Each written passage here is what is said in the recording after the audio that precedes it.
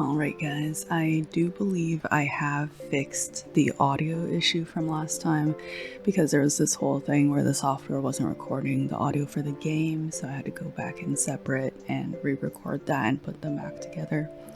It should be working this time. I did test out everything, but today we're going to be checking out the second game in the Black Box LSS series.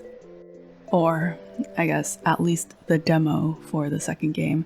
For some reason, I was under the impression that the entire second game was released while I was playing the first one, but there's just the demo right now. The projected release date is next year. We have like a whole bunch of really good stuff coming out next year in 2026, and then we're also having Jump Festa next week, so I guess we're going to be getting more news, and I really do believe that we're going to be getting an announcement for the second season of the Sakamoto Days anime next week at some point. I'm not sure if we're going to be actually getting the second season of the anime for Sakamoto Days next year, but at least the announcement is very likely, I think.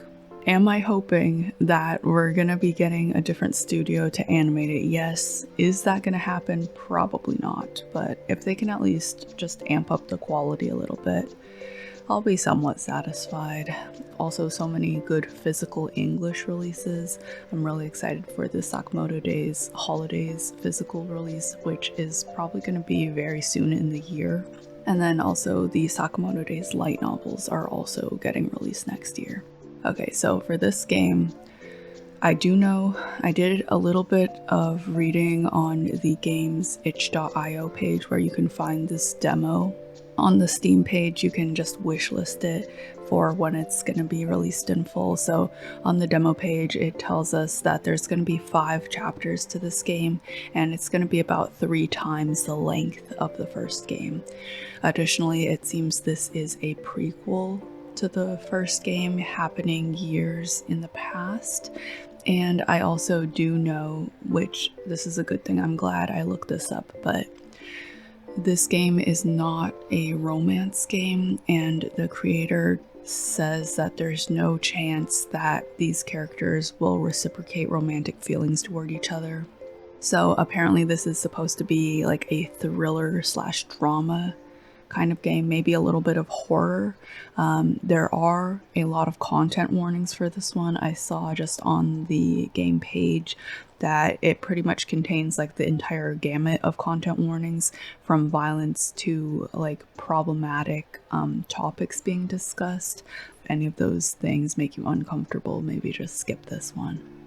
I can't think of anything else I need to tell you straight off the bat, so let's just get into it.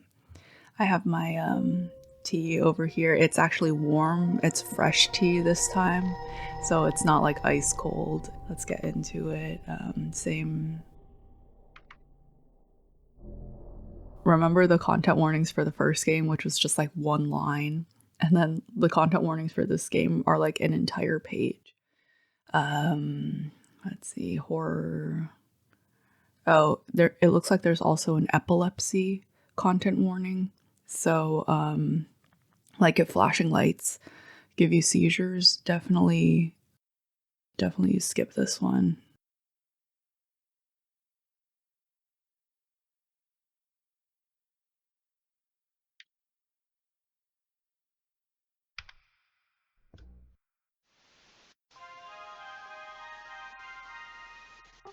Today we're going to discuss the concept of love, the love of family, the love of lovers, the love of friends.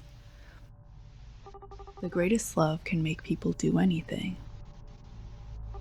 It's selfless and immeasurable in value. Love can be said to be the most precious treasure in the world.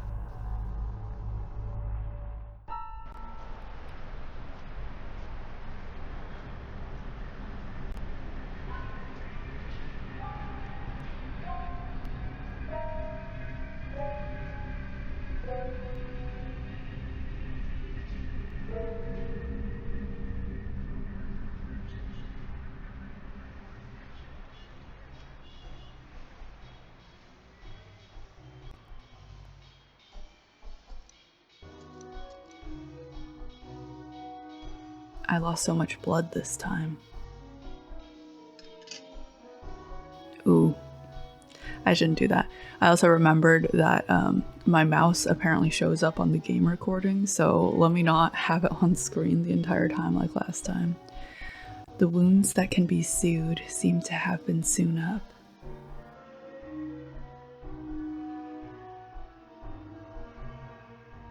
I forgot to stitch up the wound on my right hand. If I go out to meet that person like this, it might scare him. It'll be much more difficult to sew with just one hand. I hope I can succeed. Click when the icon is in the frame.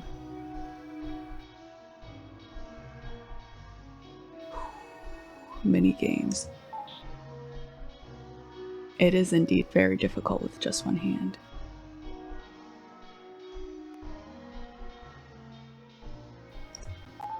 Got it.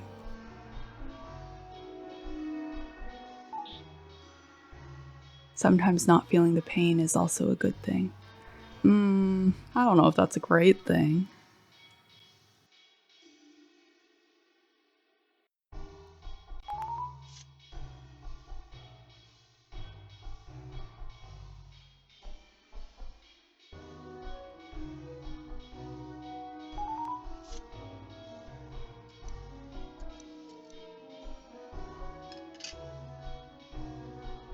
So I can tell that the game dev has improved a lot already, but unfortunately that means that this game is going to be more difficult. The first game did not contain any mini game type things at all. And guys, there's a reason why I play visual novels. We're just gonna do our best. Like, if comes a point where I die repeatedly, I'm just gonna cut because I'm not gonna make you guys sit through that. I should set off. I put on my hoodie, trying to lower the brim to cover the wound on my head as much as possible. I don't want these wounds to give that person a bad impression.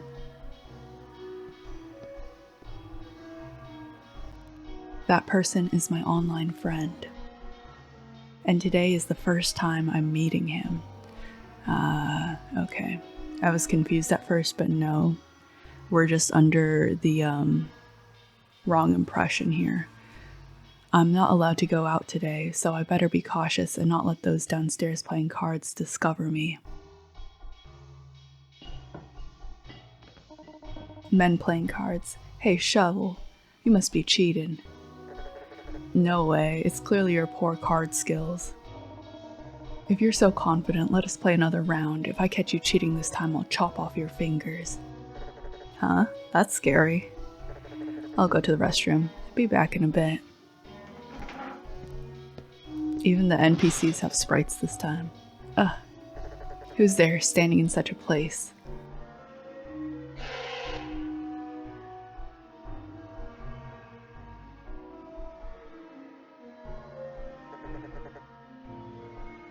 It's you. Alright, let's give the pronunciation a shot. Do you think it's Manet or Manette? It's not Monte, is it? Monate? Manate? It might be Manate. It's you, Manate. Every time I see your face, I get startled. That's a horrible thing to say to someone. Oh my gosh, do not say that.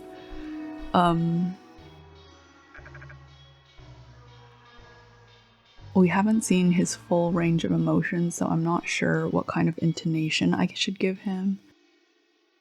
For some reason, I feel as if he might be somewhat like young and naive despite how he looks. Cheating again? Please don't tell those guys at the table. We'll chop off my fingers. By the way, where are you going? You have free time today, right? I'm just going to the convenience store. I'll be back soon. Convenience store? You're trying to fool. Why didn't you tell me when I helped you buy medicine just now?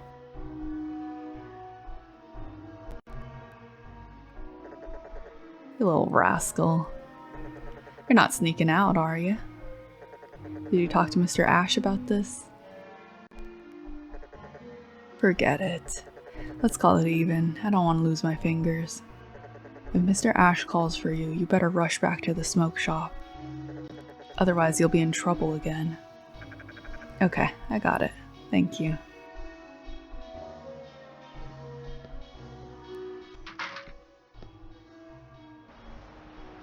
Although I was caught, luckily I still managed to come out successfully. It feels like my eyes were pecked by white light. It's already noon and today's weather seems even clearer than usual. But once I leave the smoke shop, I'll notice the air outside is much fresher. Creatures are really good at adapting to their environment. Even if surrounded by the stinging smoke, they wouldn't notice if they stay there for a long time. After all, this is my home, and I've long been accustomed to soaking in that smell. I'm not allowed to go out on ordinary days. These are the rules set by Ash, the owner of the smoke shop, specifically for me. The owner of the smoke shop's named Ash. That's really funny. Hopefully he's nothing like a certain green-haired guy. And I do try my best not to cause trouble for the people there. But today is special. A message?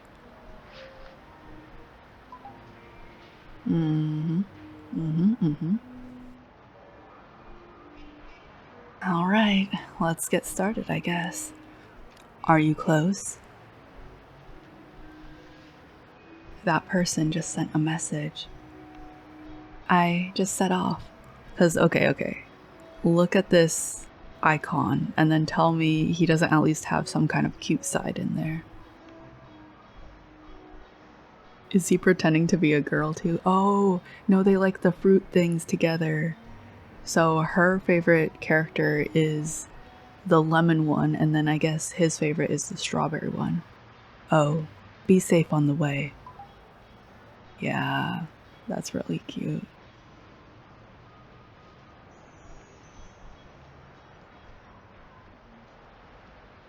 I've been interacting with this online friend for 2 years now. His ID is 3456. That's also, the name.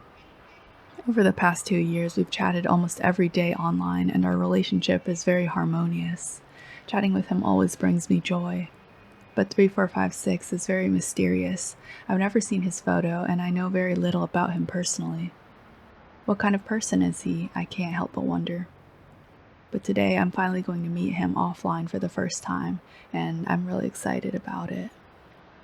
Because he can be said to be my best friend. Speaking of which, he's never seen my appearance either. Will he be surprised to see me in person and find out that I'm a Xeno? Shovel always said my face is frightening, saying I look like a character from a horror movie. I did tell my friend when I was telling them about this game that the player character kind of looks like Jason. Of course, he's not the only one who says that. Although Shovel is an unusual Xeno, he rarely receives such comments. People with pure white skin are indeed rare compared to other colors, and those with patterns and bright red teeth are even rarer. This is also one of the main reasons why Ash doesn't like me to go out. I hope I don't scare 3456.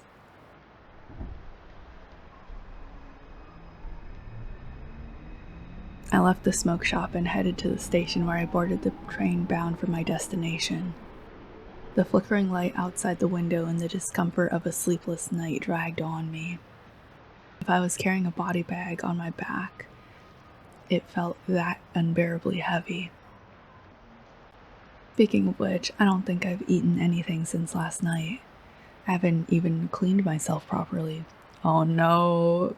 Going to the IRL meetup with your friend and not knowing what deodorant is, please. I lowered my head and sniffed my collar, still lingering with that annoying, stimulating smell. As the train departed, my nose gradually regained its ability to detect odors, and the stench became more pronounced. This isn't good. Oh no, he's socially inept too. 3456, I smell bad. Taking a shower would make me even later. I hope you don't mind. I don't mind. Just hurry up. As long as he doesn't mind. Luckily 3456 is male, otherwise it wouldn't be appropriate to meet like this. Uh-oh. I fell into a half-dreamy state as the train swayed. It looks like I've arrived at my destination.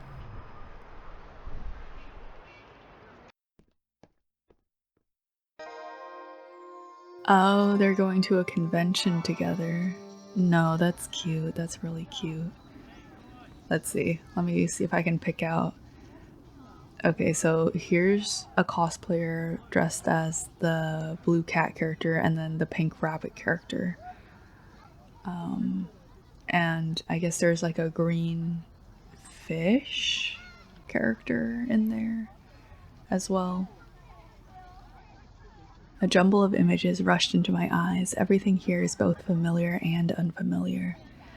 Is this where we're supposed to meet? I keep glancing around, feeling like I was being sucked into a whirlpool. This place is filled with people dressed up as characters from animated series, comics, or video games. Some of these are probably references to the devs' other OCs or games. I'm guessing.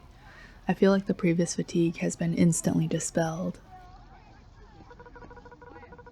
Hey, look, the cosplay of the characters from Fruit Girls ahead is so adorable. I'm still trying to figure out what Fruit Girls is supposed to be. Maybe Tokyo Mew Mew? Ah, the signing event was only in the morning?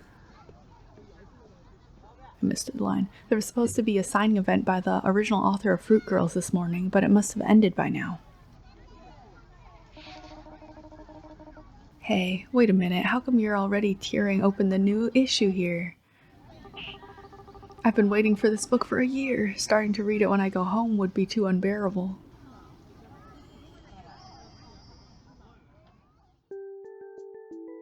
The annual gathering of manga, anime, and game enthusiasts, Comic Park. This is where I'm meeting my online friend 3456. Actually, it's not a bad place for them to meet, because if push comes to shove, he can just say he's cosplaying. I've been exposed to animation since I was very young, and have been deeply attracted to this field. I started using my phone to write down my thoughts on the works online or to create fanfiction. As a result, I also made a friend with like-minded enthusiasts. That's 3456. I've also made a friend with like-minded interests. I've been following him for a long time. He mainly posts the character robots he makes on his blog. His exquisite skills amazed me, plus our preferences seemed to align. But what surprised me was that he actually followed me back one day. That's how I got to know him.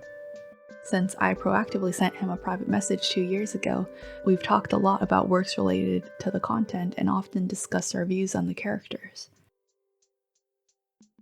He's become the only person I could freely discuss my interests with. Though we've never met in person, I treasure this relationship a lot. A week ago, after I confessed to him that I actually had never attended a Comic-Con, he actually sent me a ticket for this event. I was happy, but also ashamed. Anyway, I wanted to sneak out and attend. After all, chatting with 3456 about our hobbies is one of the few pleasures I have in the smoke shop. I want to get closer to 3456. Why does our wife only attract red flags? I'm not counting myself out of that, but you know. Actually, we'll just say pale pink flag. 3456 is waiting for me. I should ask him where his booth is. Oh, he's boothing. Or they're boothing. I sent you the exhibition map.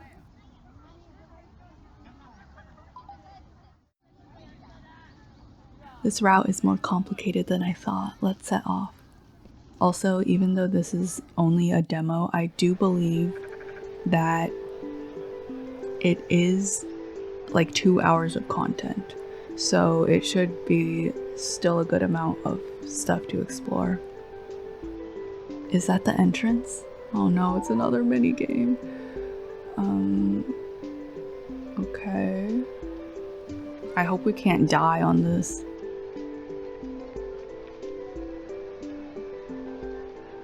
No, let's just avoid it for now. I haven't saved. There's so many people here. I better not bump into anyone. So which direction should I go now? Please remember the pattern displayed on the center of the screen. Down, up. Oh, okay.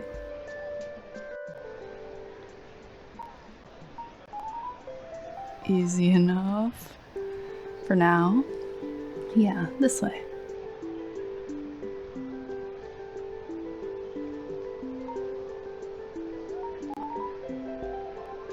That's actually a pretty cute minigame. I could definitely see it becoming hellish later.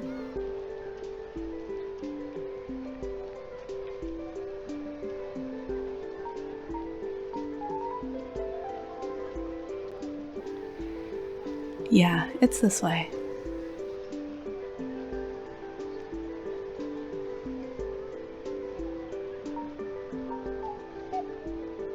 Where am I? Oh no, we got lost.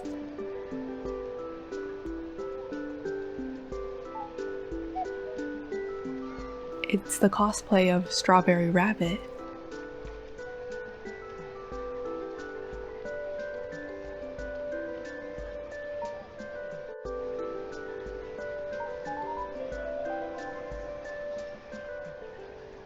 Oh, thank goodness. Okay, hang on. Let me save so we don't have to do that again. Ooh, and we got a character profile. There are more characters in this game. I did see on the preview images. So we're... Oh, I already forgot how to pronounce his name. Okay, I seriously do believe it's pronounced like Monte or something. Kind of like Monte. But I'm gonna probably slip up and call him Manette like so many times because that's the first impression I got of his name. So Monte, Manette. Shovel is this other guy. They're called Xenos, I believe. So some kind of alien type human life form. Seems like it's around here. I'm about to meet him in person, feeling a bit nervous. What kind of person is he, after all? Except for his preferences for animation, I know very little about him personally. He's usually busy with work, a socially experienced office worker. He has a healthy lifestyle like an elderly man, likes to develop machines, and seems to live alone. That seems about it. Obviously, when it comes to 3456's preferences, I can recite 100 of them. Because he's always making robots, could he be someone involved in mechanical development? The workbench that often appears in the photos of his blog are also quite messy, so he should be a rough person, feeling much older than me. But he's also very strict about works and fellow enthusiasts, often blacklisting many people, so is he strict in real life too? After all, he often says things like, "I can't stand people who call themselves fans without carefully reading the original work." Oh no, is our dear beloved a gatekeeper? Hopefully not. But 3456 often uses cute emojis in chat, and his unexpectedly dressing cute might be possible too. Stop thinking about it. Besides, I also like to use cute emojis, but my dressing isn't that cute. The reason the language for this game is a little bit off, I think, is because English is not the primary language of the development. 3456's booth. This is it. Okay, here we go, guys. Wife reveal. Oh, she makes fan books. She makes dojins. Oh my goodness. On 3456's booth, there are character robots from the animation Fruit Girls that we both love, and a sense of joy surged up. Okay, guys, I love it when series have fake series inside of them that share like thematic stories about the plot. One series I remember doing this a lot was Chobits. Now, I don't necessarily know if that's like a great example of one of the best series of all time, but things like Witch Hat Atelier, which include like stories or folklore that have themes relating to the main story, are also really good. So I'm almost wondering if there's something that we can gain about the main plot of the lore of this story from the Fruit Girls miniseries. I almost wonder if these two characters are supposed to be parallels or representative of 3456 and Feliman, who is the character that's like her best friend. Character robot. Hello. Please feel free to look around. Ah, he's so happy. Can it talk to people? It's so cute. Even though I've seen these robots on 3456's blog, I'm still amazed by his skills when they appear in front of my eyes. But compared to this... 3-4... I'm looking toward the back of the booth. He's so cute. But there's only a small afro hairstyled person sitting there. Alright, let me just screenshot. These are not for sale. What's wrong?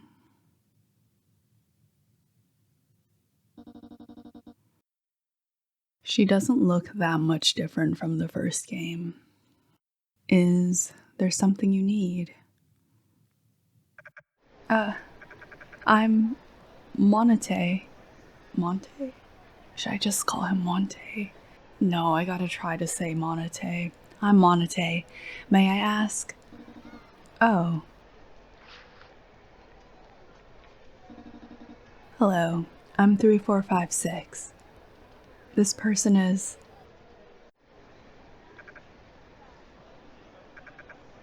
Oh, you're so cute. Hello. Such a small hand. Yeah, the size difference is crazy. Come in from over there and have a seat. Okay. Lady?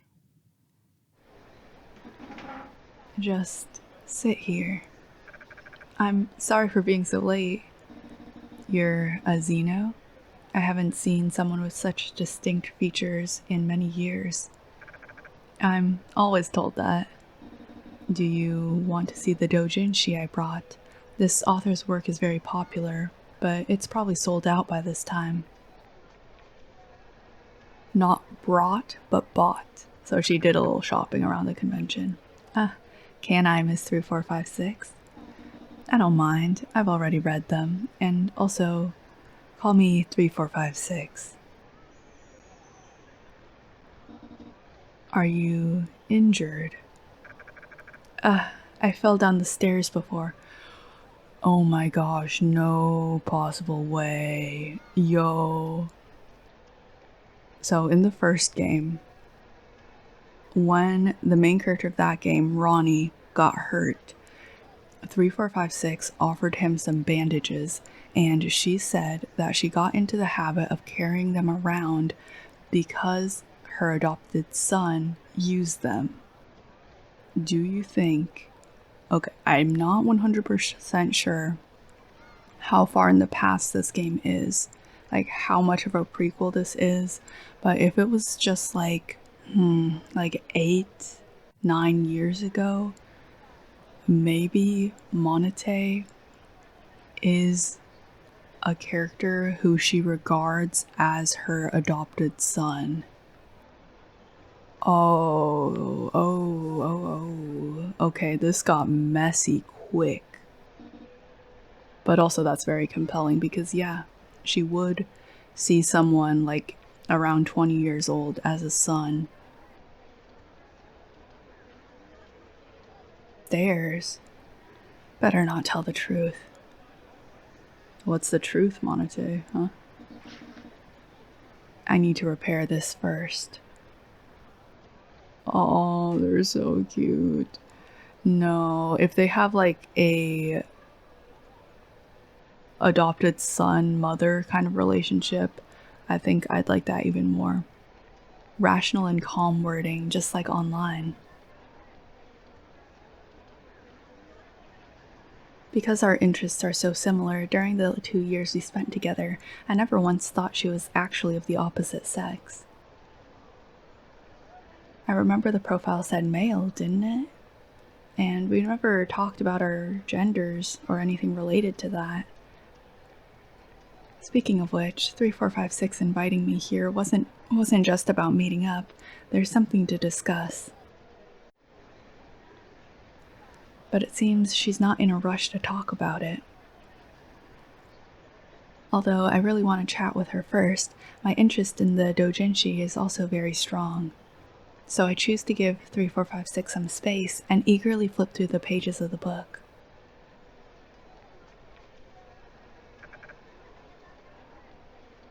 Oh, I get it. So, okay, look. On the top sprite here, he's smiling, and his eyes are meant to be closed, and on the bottom screen, his eyes are open. So because of the patterns, when he closes his eyes, it looks like he has 2 sets of eyes, which is really cool. I don't know if those are tattoos or he just naturally has those markings. That's really interesting. I love the idea of humans, or I guess human subclasses, developing camouflage characteristics. That's very fun and such an interesting concept. How far have you read? On page 15, scenes written by this author all closely resemble the original. It's so interesting. Right. This author's works are all pretty good. This one's completely based on the original author's interview for the spin-off. It's so cute. The details on page 15 are based on the scene from... Okay, he's going, he's talking.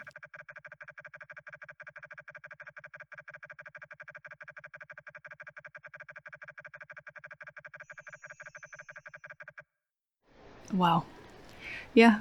I don't want to say he's just like me for real because I know this guy is very problematic, but as a fellow yapper, I do understand that point. Sorry, I talk too much. He's not sorry at all, he's gonna do it again. You remember these trivial details quite clearly. Well, you know, I really like fruit girls. I know. But you got one thing wrong. The detail on page 15 is from the 11th episode spin-off. Huh? You can check it. Ah, that's right. You remember even better than I do, 3456. As a Fruit Girls fan, it's only natural. And he drew out a smile from her within like 10 minutes of them meeting. Whereas it took Ronnie like an entire game. I just wanted to test you a bit. You're always like this. Your way of testing fellow enthusiasts might scare people off, you know. Fake enthusiasts leaving doesn't matter. Those who stay are the most precious. I can't stand people who claim to be fans of the original work without carefully reading. Their interpretation of the characters only scratched the surface. You always say that. But you know, there aren't many fans left of the cat x rabbit pairing. My guy, are we for real that she's a Yuri enjoyer too? Oh, it's over. It's over for us. Because of the author's sudden ending, half the people chose to quit. I know. But having you as a fellow enthusiast is enough. I really like your fanfiction and character analyses, even if there aren't any new members joining. I'm glad to have your approval, but you know, personal creative energy is limited too, right? Indeed, I've been squeezing you too much. I'm happy to be needed by you. This personality, indeed, it's 3456. Alright, it's fixed. Almost. Manette? Oh my gosh. Monete? Do you want to go around the convention hall? 3456, you invited me to the Comic Con this time, saying you had something to talk to me about. Oh, that. That actually has nothing to do with the Comic Con. Huh? Monete, I've been keeping an eye on the diaries you've written online. My diaries? Monete, you always describe many things that don't exist in this world, right? What do you mean? Do you know what the sun is? It's mentioned in many banned books. It's a huge and hot, gaseous planet. Those books say it provided light and warmth to the world 100 years ago. I know, so 3456 is interested in this kind of topic too. So, have you heard of the shelter? Several years ago, a saying began to spread on the internet. That is, the world we live in is a man-made facility. The name of this world is Shelter. 100 years ago, a deadly virus emerged in the world. To isolate the infected and protect the survivors, Shelter was established. 100 years ago, the world was hit by a huge natural disaster, and to protect the surviving world, Shelter was born. That's essentially repeating the same sentiment twice. People of different races also live together because of this. Shelter has a perfect circulation system, perfectly simulating the environment outside to sustain human life inside. At first, it was just regarded as an over-exaggerated conspiracy theory, but the origin of this saying was supported by a large amount of evidence. That is, a batch of ancient books, banned books, circulated only in the underground market. Some are novels, some are popular science, and their common point is that they regard things that do not exist in this world. The sun is the most common example. A small group of conspiracy enthusiasts tirelessly dig into related content. But the results are without exception. Either they completely disappear, or, as if they were simulated by something, they vanish. One day, they just suddenly stop talking about this topic. It's rumored that they were persecuted by the government. Okay, out of the banned text, let's headcanon that one of them is All Summer in a Day by Ray Bradbury, because if you ever read that short story for school, that stuff is haunting, and it would be so interesting to have that be one of the only instances they have of the sun in their world. I don't know, the feelings it invokes in you they're so good. They're so good.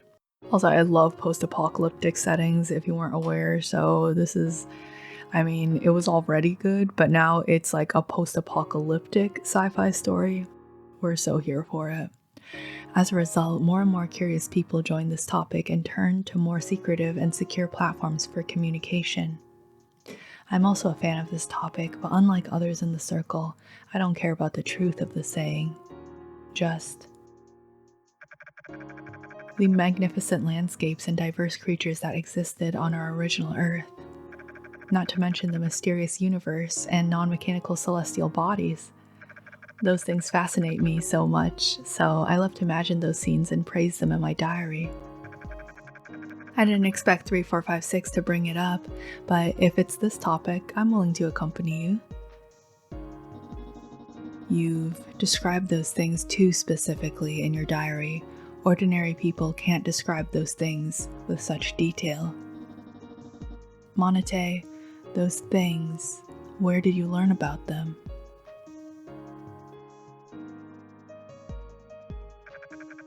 I learned about them from books. Monete, those are all contents of banned books. Yeah, I know. People who read banned books will go to jail or even be sentenced to death. 3456 didn't bring up this topic as a fellow enthusiast with me, did she? death penalty. Dying isn't so bad. Maybe we're immortal or something and we can't die. Okay, that would be fascinating because perfect immortality is a concept that 3456 is exploring in the first game. But could it be that we have someone who's trying to be immortal here versus someone who actually is immortal and suffers the consequences of that and sees like just how dehumanizing immortality actually is if Monete has like this ability to regenerate from death? I'm not joking with you. Monete, those banned books, where did you get them? I got them from my caretaker. Caretaker. 3456, why are you asking these questions? Are you worried about me? It's a bit more complicated than that, but essentially. You better stop writing those topics online. It's dangerous. I'm saying this for your own good. Such a tone seems like it's scolding a child. Although we've known each other for 2 years, from the perspective of real life, we're still strangers. Would she really be worried about me?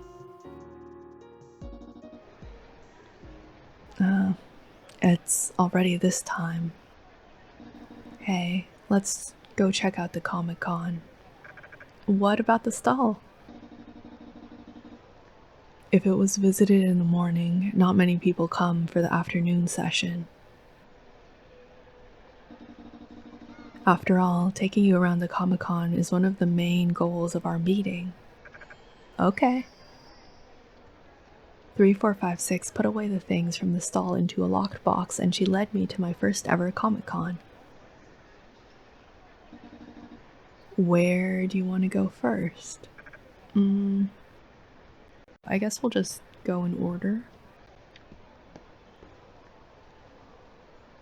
It looks like many stalls are about to be cleared out.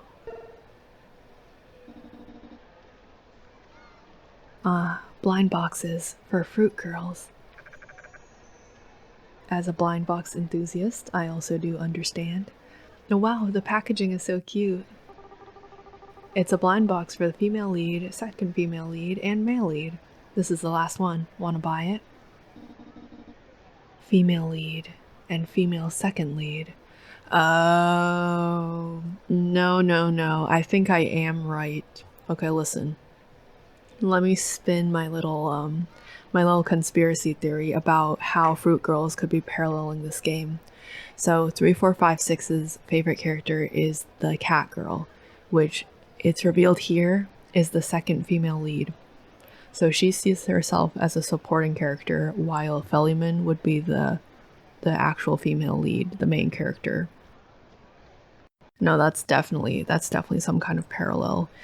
So this series, Black Box LSS, is supposed to be a trilogy as stated in the author's notes at the end of the first game.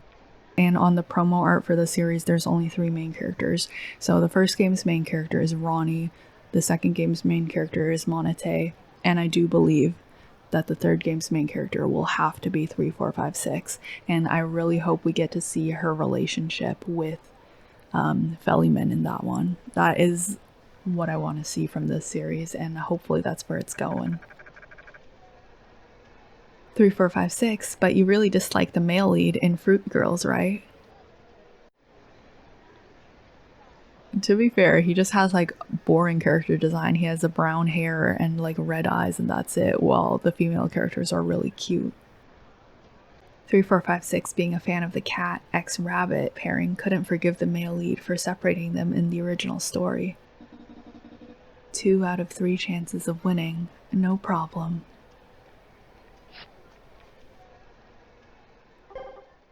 Wow.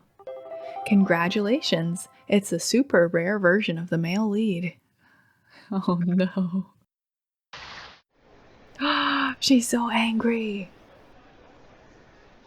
Is that the expression of 3456 when she's super disappointed? So jealous. I've opened several at home before, but never drawn this version. I'll give it to you. Huh? But it's so rare. I'll give it to you. Thank you so much. Let me give you the money.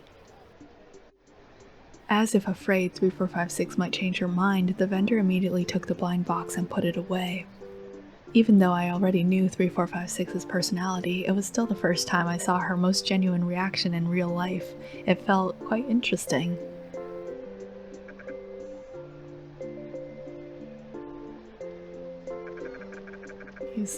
It's so soft and cute right now. I'm waiting for this to take a dark turn.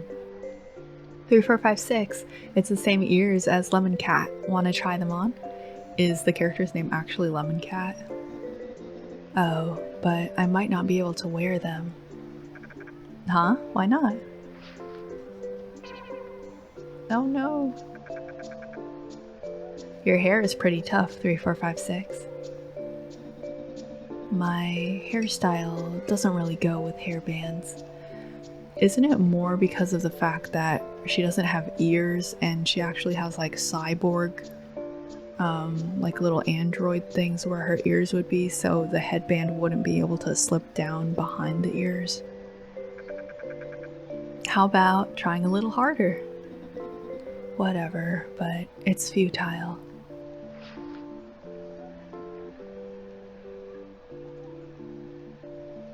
Yeah, because there's like nowhere for them to latch onto. I said it. Hey, do you want to try these on? Hmm? What do I look like? Oh, give me your phone. Here. I thought he was gonna put on the cat ears. Can you see clearly with these glasses on?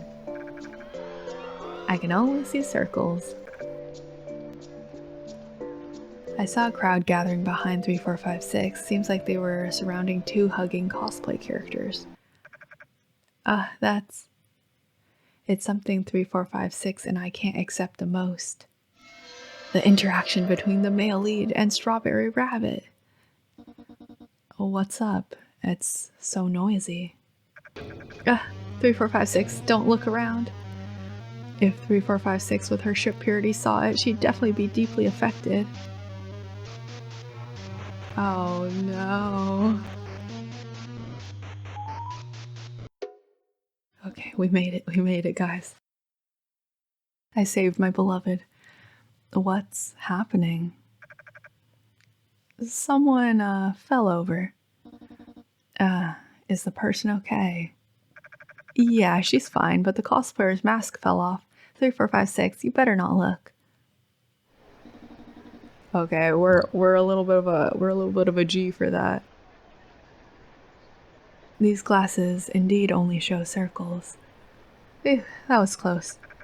3456, let's go check out that area, okay? Over there, far away from here. Explored various merchandise with 3456. Oh, okay. We got more options. Why? Okay, wait. Why is chapter 1 called Death? Hello? Hello? Is anyone else seeing this? Oh, goodness. I guess we'll just go in order. 3456 led me to the stage area dominated by cosplayers where I could see familiar characters passing by. I felt immense joy and excitement. 3456, there's a performance with the cat and the rabbit over there on stage. Can't see it. Oh, she's short. The performers of the cat and rabbit are holding hands. Darn it. Why wasn't this impromptu performance on the schedule? If I had known, I wouldn't have chosen a small-sized body. So what I'm getting is that she can also be bigger than us. Interesting. Is that a line from an anime? The cat and the rabbit pairing are 3456's favorite one, so it's a shame for her to miss it. Come here, 3456. Piggyback? Huh? Oh my gosh.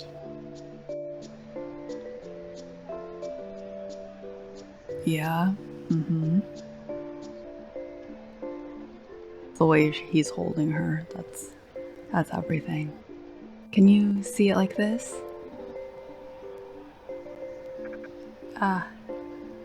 Oops, forgot that 3456 is female. She might feel uncomfortable being suddenly lifted up by a guy.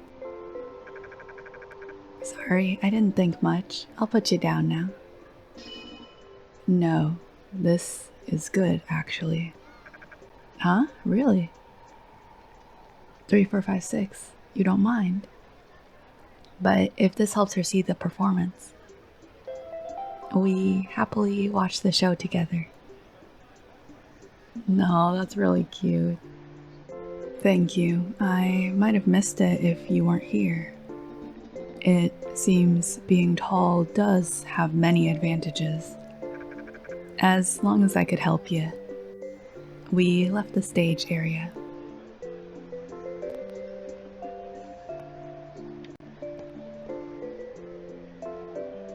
Comic-Con is winding down, and only a few scattered individuals remained in the animation display area. Have you watched that animation yet? I haven't had the chance to see it. I have. What did you think? I thought it was pretty good, but I'm afraid it might not be suitable for you, 3456. Why not? I remember it's a genre we both like, isn't it? Well, can I spoil it for you? I don't mind. Well, the main storyline of that one, although it's about the friendship between girls, but as it nears the end, the story reveals that all the friends around the protagonist are just figments of her imagination. Huh? Is that the direction it's heading? Well, if it's just that, I don't mind, but it's kind of a sad story. No, but here's the twist. The protagonist's appearance is also her imagination. She's not actually a girl, but a 50-year-old middle-aged man.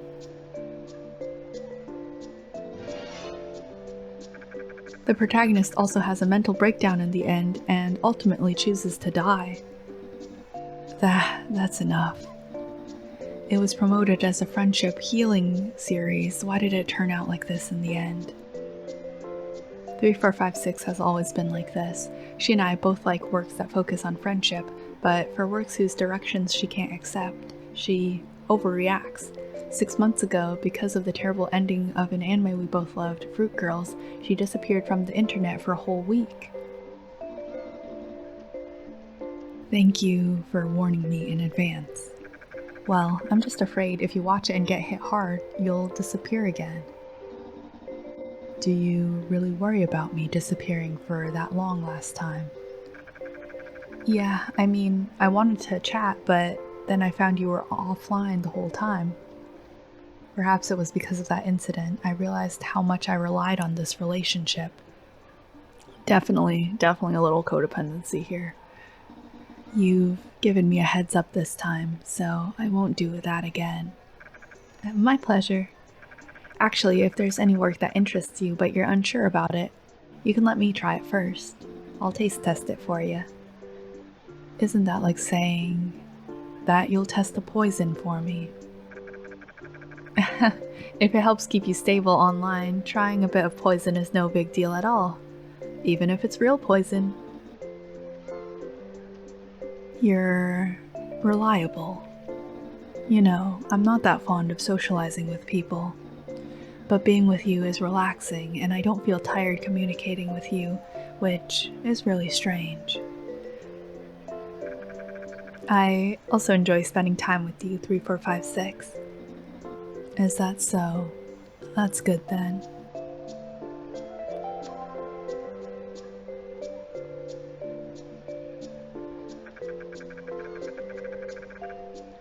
3456, by the way, don't you get tired of wandering around these places? You must have visited them all already. Not at all. Besides, it's your first time at the Comic-Con, so you probably haven't seen everything. I should take care of you. Plus, it's more fun to explore with like-minded people. She didn't take any money, and it wasn't because I did something to deserve a reward from her. Oh no. But still, I'm being taken care of. I'm being accompanied.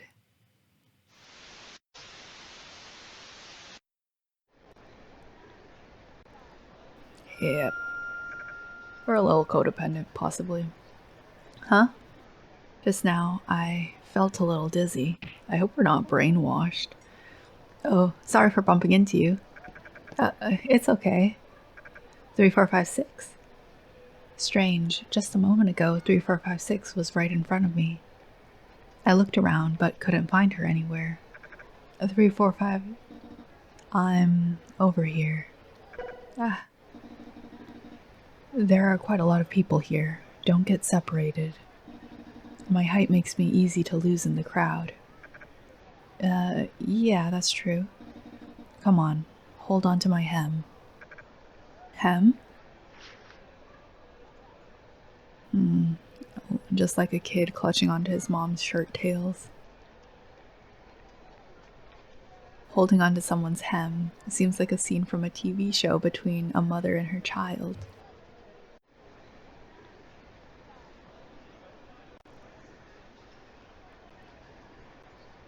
Being led and taken care of feels quite refreshing. If this was still at the smoke shop, there's no way I'd get this kind of treatment for free. The interaction still feels like what they talked about on TV when I was younger. The love of friends. I'd better not be too presumptuous. After all, I've misunderstood others' feelings toward me before. But what they gave me was definitely not love. Speaking of which, 345's height is really quite small. Because of that, her clothes are almost getting lifted up by me. Rather than saying it's like holding onto a mother's hem, it's more like leading a little lamb. Are you hungry? Oh, sorry. My stomach just growled. How embarrassing. I was having too much fun and completely forgot that I had hardly eaten anything. Excuse me.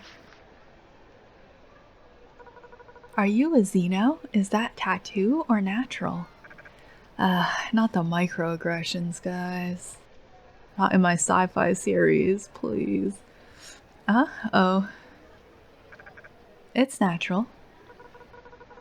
Wow, really? There's still Xeno with such intricate totems around. I only see this kind of lineage in my grandfather's friends. Excuse me, can we take a picture? One of my favorite characters is also a Xeno with totems. I never thought I'd see such a lineage in real life. Monete, do not take a picture with these girls. It's gonna get back to Ash. Oh, go ahead. Sure, but can you keep my face hidden? Sure thing. He's the only guy probably in this whole city with this kind of pattern on his skin. Ash is gonna know. But if your face were hidden, the totems. Is the body okay? Huh? My body is also covered in totems.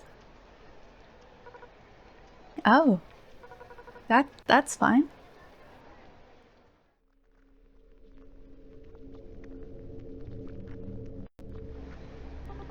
Thank you so much. No problem. 3456, sorry for the wait.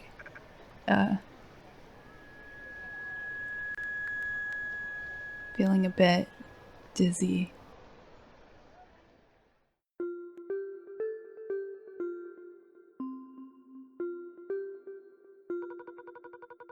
Hello everyone at Comic-Con. The 15th Comic Park will end at 5 p.m. Please prepare your belongings and leave 20 minutes in advance. Thank you for visiting and have a pleasant day. It's over. 3456.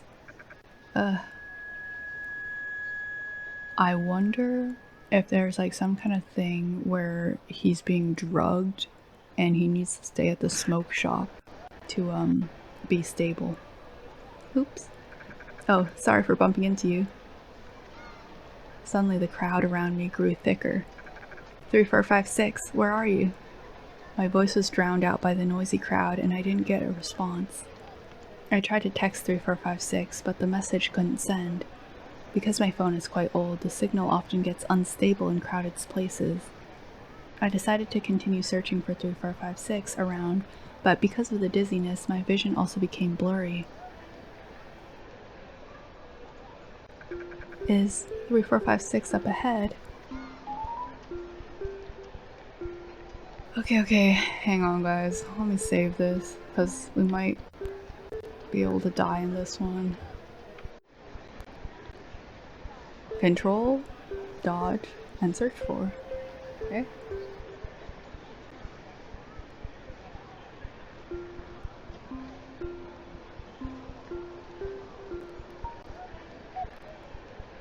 You aren't 3456.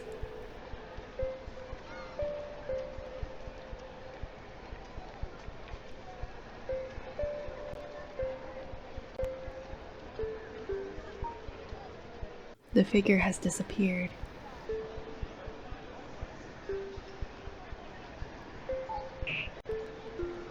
I bumped into someone.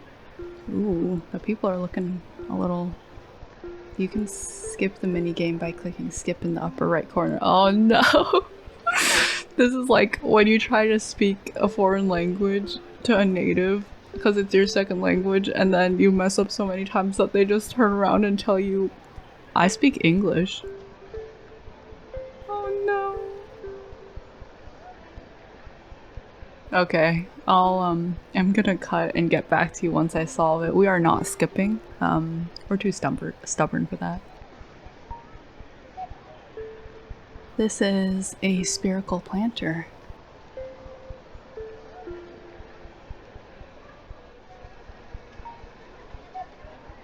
No, wait, this is a chocolate marshmallow.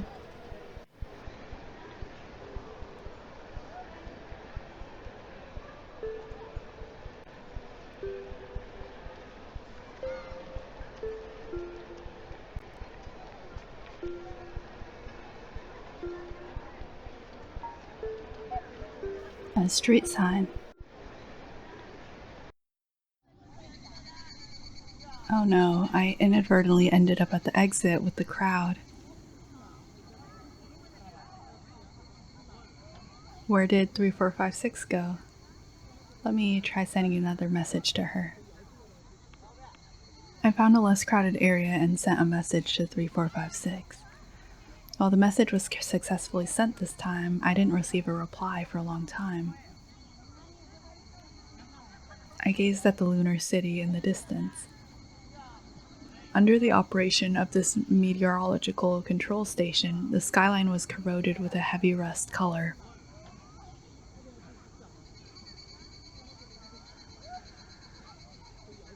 The lunar city is in the distance? I'm trying to like pinpoint where we are on the map in relation to last game. The happy mood of the day was being corroded, just like the sky. I felt a little melancholic. I carefully captured the faint light instruments dissolving in the sky, trying to distract myself from the discomfort. It was really great to sneak out today and visit the Comic-Con with 3456. Being with her was enjoyable and as relaxing as I had imagined. More than just online friends, it would be great if we could be friends in real life too. But where did 3456 go? If the plot is the same as the anime I watched, oh no, let's not go there, guys. Let's not, it was all a dream. 3456, could she be my lonely illusion? Hey, there you are.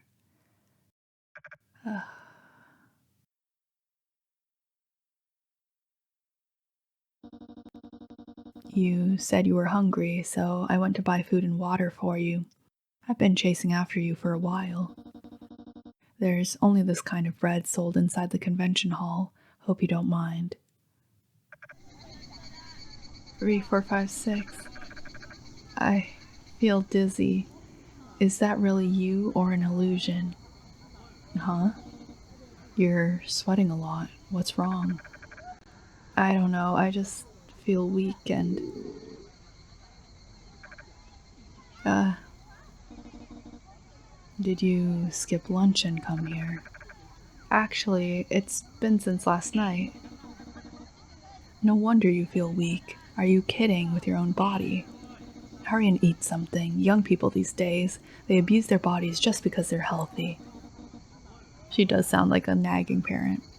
When you're older, you'll regret it.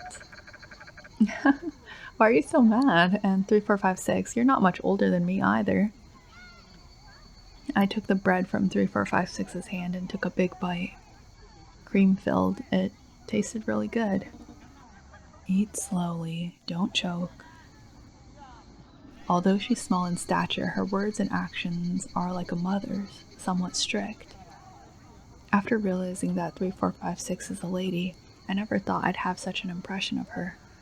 But being cared for feels really nice. Here, have some water. Thank you, 3456. When I got separated from you, I actually thought you were just the friend I imagined, like in that anime. If that were true, it would be terrifying. Why didn't you immediately contact me with your phone? My phone has always had signal issues. Probably because of being hungry, I quickly finished the food that 3456 bought. 3456, I currently only have enough for travel expenses. I don't have enough to cover the cost of the bread and water. I'm really sorry. Oh, please give me a few days. I'll definitely pay you back, including the ticket money for this Comic-Con. It's okay. It didn't cost much, and the ticket was meant as a gift for you, so it doesn't matter. A sense of fear surged up. As a token of appreciation, can I write more fanfic for you? Sure, that's fine. She really likes reading fanfiction. And because it's like a rare pair that she likes, she probably doesn't get much content. She seemed satisfied with this return, and I felt relieved. Owing too much would definitely make people dislike you. I didn't want 3456 to get tired of me. After all, only true love doesn't seek returns. Our relationship in 3456's eyes might just be online acquaintances. The love of friends might just be my wishful thinking.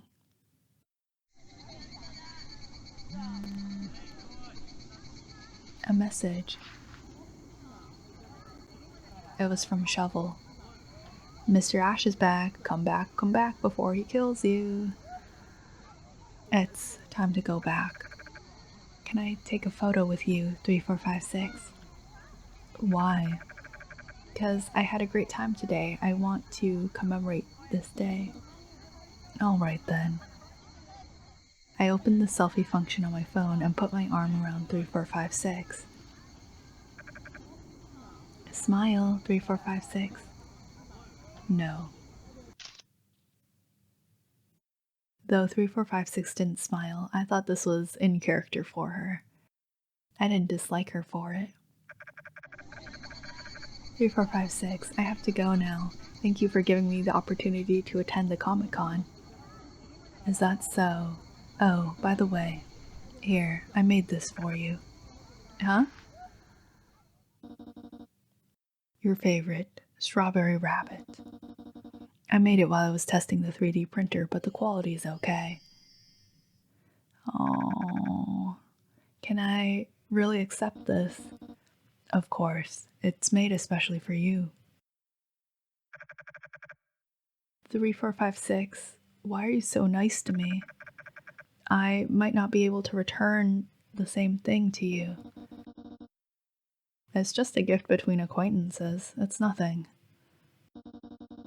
Although I don't have many friends, giving gifts between friends is normal, isn't it?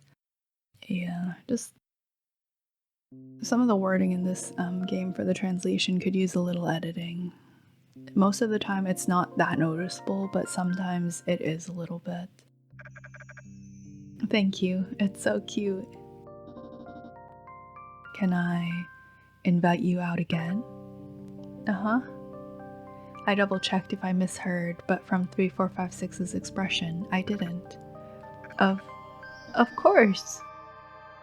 Be safe on the way. Also, remember to eat regularly, and be careful going downstairs. Don't fall like this again. I got it.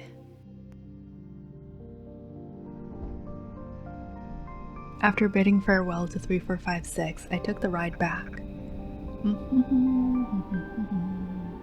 All the way, I hummed the theme song of Fruit Girls with great enthusiasm.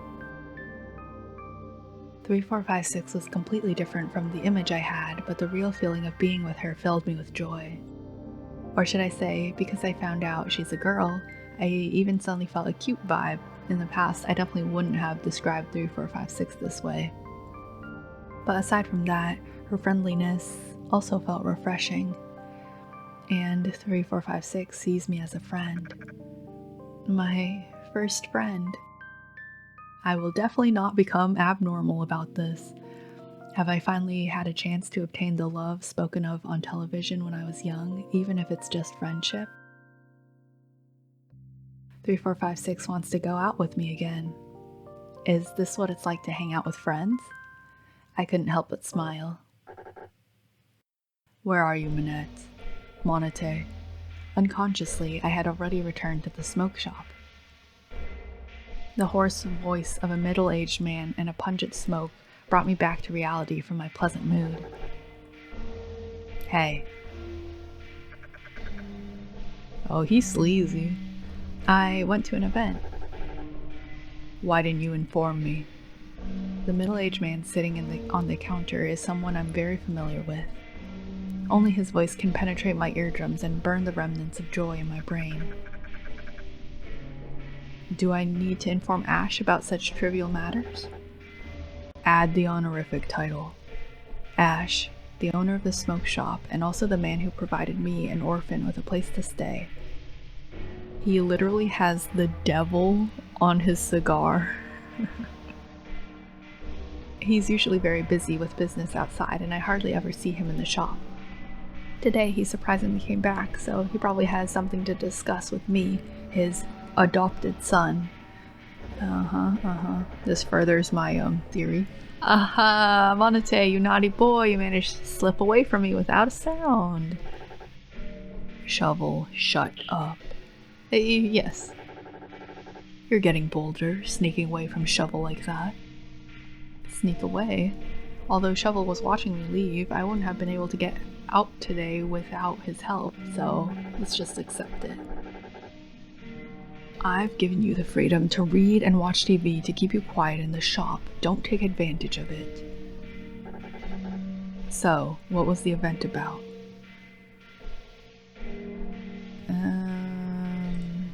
Are we lying to him? Are we gonna lie to him? I don't know if telling the truth is gonna be a good idea, but I don't know if Monete can lie very well. I think we should lie though. Like, we should at least try it. I went to a niche book fair. Some niche books. Oh, like what?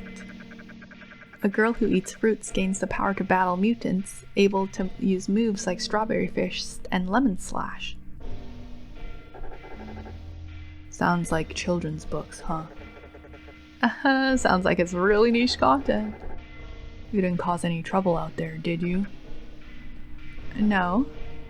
Good. You know, being a rare breed like you, attracting attention outside is easy. I don't want to see you causing trouble for me in the locals. Next time you dare to disobey, don't blame me for putting a leash on you.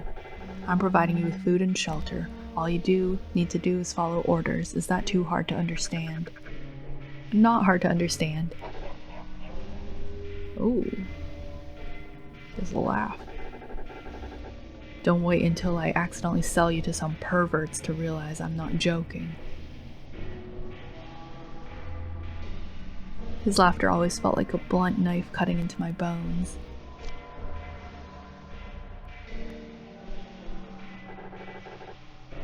Ash, these people. 203, 9th Street, Anzi District. Your job for today, that's it. I took the items Ash handed me with his prosthetic limb. There were 3 photographs showing 3 men, unmistakably common thugs or ruffians from the streets. And if you do well, I won't pursue the fact that you snuck out. I might even reward you. You and your family owe me that much. If you can't repay me properly, I might just sell your skin and bones. But with that battered body of yours, I doubt there are any buyers interested anymore. The concept of being his foster son was merely wishful thinking on my part. Although Ash had taken me in, he was nothing like those merciful saviors who offered charity to others. Title drop? I understand. Then get going and do your job. But it was just half a day out. Was the smoke shop really that dim and pungent? Compared to the atmosphere I had with 3456 in the afternoon, it felt like suddenly falling from paradise to the mortal world. That's brutal. Even though I should have been used to the atmosphere here. It's like thinking your home, the smoke shop, is harmonious, but then seeing a more harmonious home, 3456, and realizing how bleak your own life is. After all, this home is willing to use selling your skin and bones as a threat. Hey, what are you still dawdling for? Stop overthinking.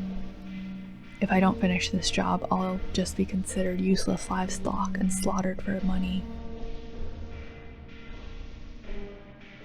I tried to clear my mind and regain the attitude I should have had. Oosh. Oh, both him and Ronnie do this. Or they try to clear their minds with that sound. Should I kill them? Just like yesterday's job, teach them a lesson so they won't dare approach my territory again. Dealing with corpses is troublesome.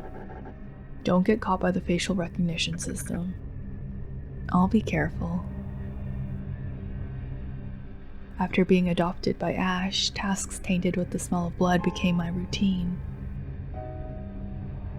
When I was 8 years old, my parents were killed by Ash's henchmen because they had accumulated debts for a long time. My parents had lost their value due to long-term drug use, and the only valuable thing left was their bloodline. Their organs were ripped out and shredded, then sent to other debtors as a warning. And I, powerless to do anything but record the murder with my own eyes. After my parents were disposed of, Ash took me in, or rather, forcibly took me away. Because I was a debtor's son, he had been thinking about how to squeeze the enormous debt out of me. Initially, he planned to sell me to human collectors and use my skin and bones to make expensive art pieces. Red-toothed and patterned humans are very rare today in society, and some wealthy people with perverse tastes are willing to spend a fortune to buy them. And Ash's main job is to traffic contraband in the underground market. Illegal drugs, animal products, human trafficking, and banned books. He has a secretive and authoritative network backing him, and he never lacks buyers for these goods. But because the corpses of my parents replaced me, 2 bodies of a minority race suddenly flowed into the black market, and I was devalued during that period.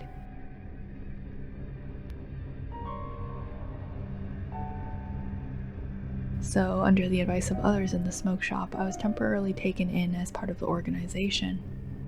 At first, Ash was very kind to me. He said he would take care of me. Of course, as I grew older, I gradually understood the true meaning of that statement. I was not being raised as a child, but rather bred as livestock. After that, in the smoke shop, apart from odd jobs, I was also forced to become an enforcer. If I didn't do my job or threatened to escape, I might face the same fate as my parents again. However, after years of environmental conditioning, I have become accustomed to various things, even perfectly integrated here. After all, as long as I do well, I will also receive the reward I desire most from Ash.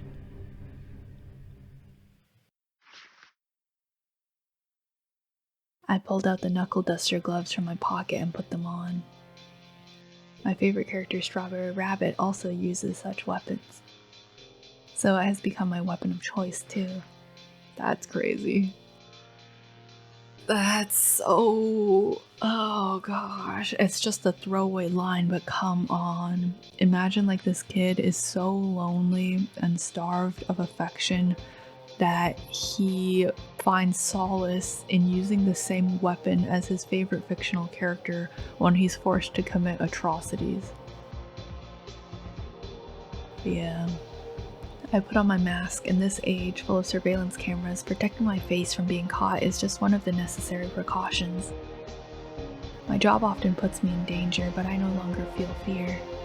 After all, this is just another routine hunt. What if one day he's tasked by Ash with killing 3456? I pushed open the door of the smoke shop and left the dim, stinking street. Although wearing a mask, I cautiously avoided surveillance and swooping robots along the way.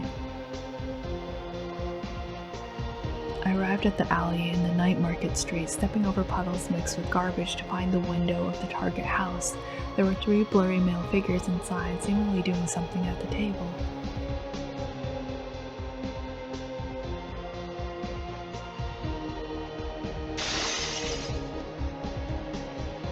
I leapt through the window into the interior where 3 young men were busy dividing drugs, just like in the photo Ash gave me.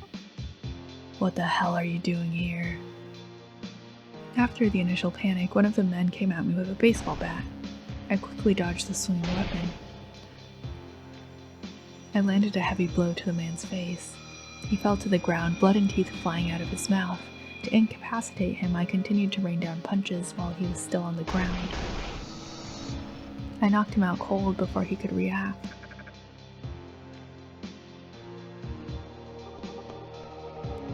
Middle-aged man. Hey, this is bad. Run. Chasing after both of them would be difficult, so I grabbed the baseball bat the man had used as a weapon and hurled it at one of them running away. Fortunately, I hit him squarely in the head, causing him to collapse unconscious on the ground. Though I hardly felt pain, I couldn't help but pity the man's plight. But I won't stop there. There was still one more to catch, who seems to have fled into the kitchen. I chased after him immediately. I couldn't deny the thrill of the chase. Stop, stay back. I'll shoot. Shoot? I took a closer look at what the man was holding. It was a strange-looking tube. It seemed familiar, like something from a movie or animated series, a weapon that could cause instant harm with the press of a button. The drawer under the stove was open, indicating he'd fetched it from there. However, the man was trembling all over, and his excessive fear did not seem like that of a habitual killer. Like a rabbit cornered by a hungry wolf, I took a tentative step forward. Oh, he doesn't know what a gun is. I'll hit your heart this time. Don't come any closer.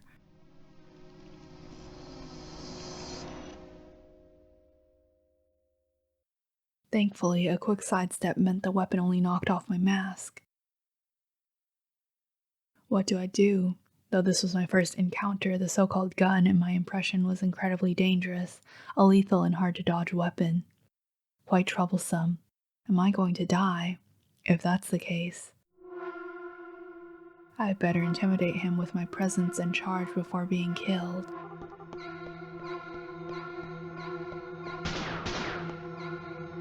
With a loud bang, something whizzed past my ear, followed by another thud as it struck my arm.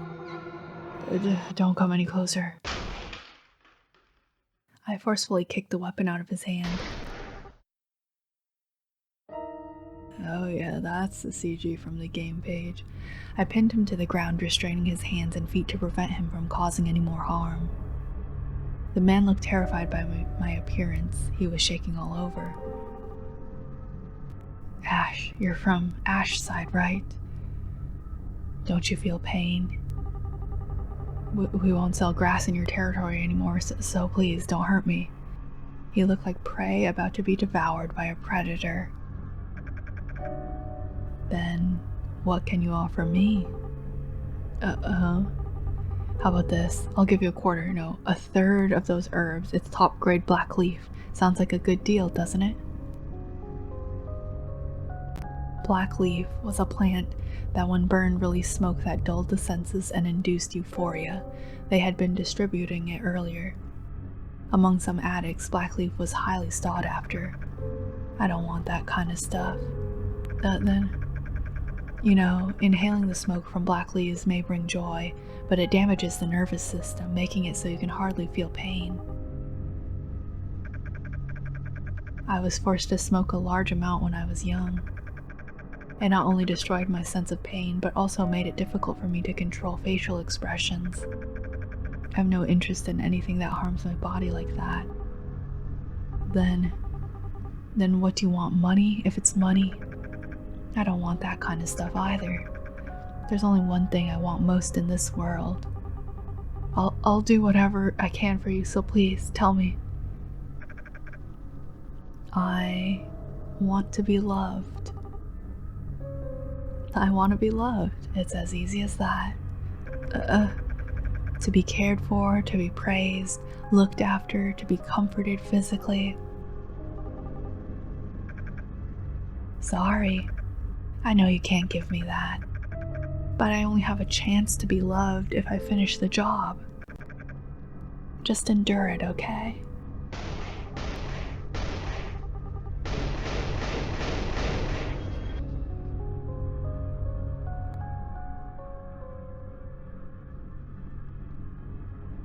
I ignored the man's pleas until he lost consciousness and finally stopped. The violent actions caused my arm, shot during the struggle, to continue bleeding profusely. Teaching a lesson to those who angered Ash through violence is my job. I took a photo of the man's heavily injured face following Ash's orders as evidence of completing the job. After that, I left the man on the ground and returned to the previous room where the other two were gradually waking up to administer the same punishment. With that done, my work for today was over. I returned to the smoke shop. Guns are hard to come by these days. How the heck did those punks get one? Seems like I underestimated them. I handed over the confiscated weapons and black leaves to Ash, who inspected them briefly. The world has maintained superficial peace for nearly 150 years now. Firearm factories ceased a century ago. Could these be homemade? You got shot? In the arm. Aren't you afraid of dying? Dying wouldn't be so bad. Only you could come out alive with a gun pointed at you. Lacking fear and pain must be convenient. As my little lapdog, you've had it too easy. Should I be happy? However, most people would probably be too frightened to aim properly when being chased by someone who looks like you. That doesn't sound like a compliment. So, treatment first, but then the reward will be gone. What's your choice? Let's do the treatment later. I want the reward first. Several people had already arrived at the shop, but I couldn't see their faces clearly due to the smoke. Oh no. Okay. If this is explicit, I am gonna have to censor it on YouTube. Ash's henchmen greeted them and they sat down beside Ash. Pick one. That's your reward for today. Since I was young, I've been deeply impressed by the TV show about love. Love is the most precious treasure in the world, but my parents hardly ever loved me. They just kept burning black leaves at home, enjoying the mental high. Ash and the others at the smoke shop never loved me either. They just used me for what I was worth. But the ladies under Ash's command were different. As long as I completed the tasks Ash gave me, he would command those ladies to show me love. And my desire for this kind of reward was endless. I looked at the two ladies, pondered for a moment, and made my choice.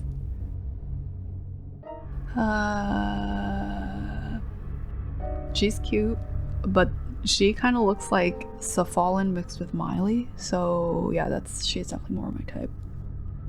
Although the environment was harsh, as long as I could receive love, I was willing to work with Ash indefinitely, no matter how difficult the job was.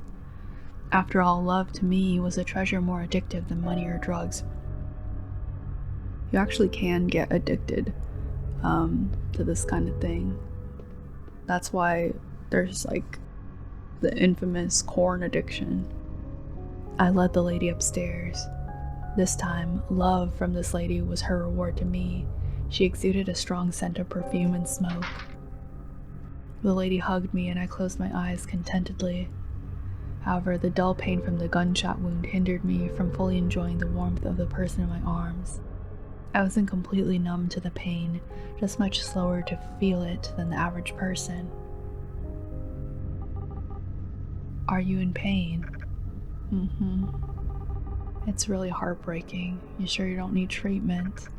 It's okay. I overheard your conversation with Ash. You're really strong to take someone with a gun head on. It's just that my face looks quite scary, which intimidated the opponent. Being cared for and praised always made me feel happy. I wanted to ask you something. Do you love me? I love you. Every time it was an affirmative answer, even if it was a lie, I smiled contentedly. That's great. So, what are you willing to do for me? What do you want me to do? The lady kissed my cheek very assertively. Sorry, I'm quite dirty. Shall we take a shower together then? She didn't show any disgust, which made me feel relieved. The lady wiped the blood off my cheeks. Even though it was just acting, the feeling of being loved was enough to satisfy me. But it's strange. Today's reward doesn't seem as joyful as before. Why is that? A message. It's a message from 3456. Sorry, just a moment. Do you have time to meet up tomorrow? So soon, 3456 wants to meet me. I'll ask. Oh. If you have time, I'll bring the fanfiction for you to read tomorrow. Wow, can I continue reading? I'm happy. Come to think of it, I came back and went straight to work today. I was actually hoping to chat more with 3456 about the Comic-Con. What's up? You look really happy. It's because it's from my best friend. It's reward time now. Time is limited. I'll reply to 3456 later, otherwise once we start chatting, it'll be hard to stop. I try to focus my attention back on the lady beside me. It seems a bit difficult. Strange. Usually I would quickly get immersed in the love. Is it because of the gunshot wound, or is it...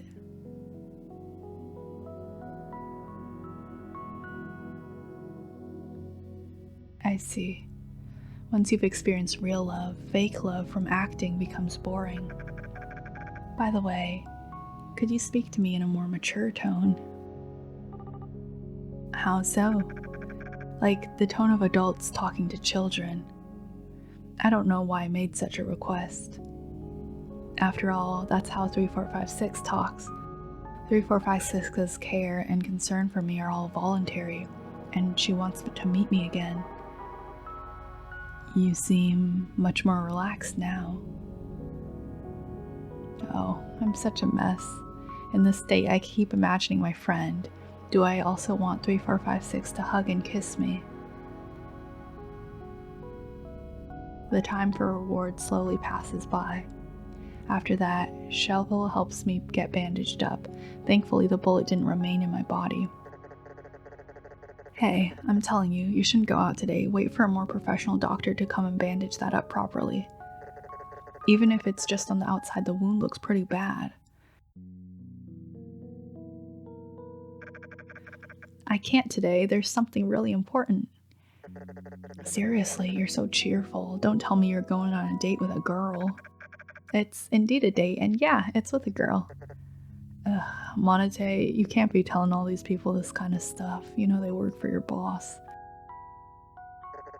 Wow, it really is. Be careful, I might tail you to be the first one there.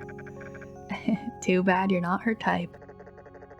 And this time, let Mr. Ash know. I can't let you slip away again. Yeah, I already told him. Ash wants me back before 6 p.m. Alright, just make sure to avoid the central government controlled areas when you're out. If you stir up trouble, it'll be hard to deal with the public security. But you fooling around with a cute girl last night and going on a date today, you're really living it up, aren't you? Fooling around? No, she just showed me some care. Huh? Are you kidding me? No joke, I wasn't in the mood yesterday. Did they cut your beep out during your mission yesterday? Still intact. You want to see? No, gross. Okay, bandaging's done. Get out of here. My teasing made Shovel's face even redder, and he shoved me out of the smoking shop.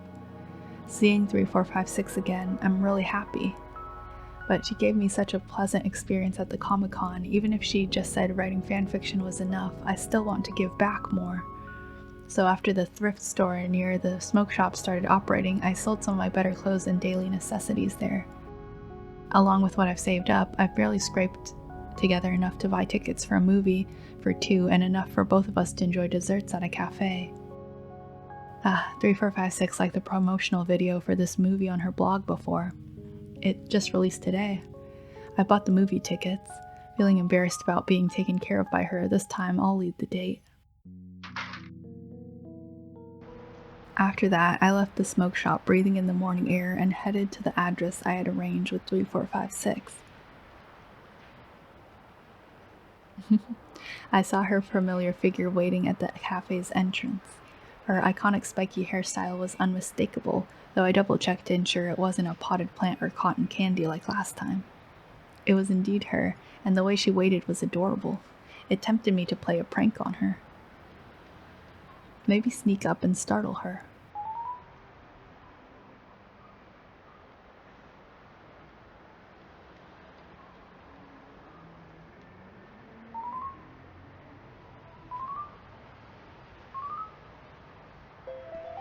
Okay, here's the thing. Do we want to startle her? Because can't she, like, take us out?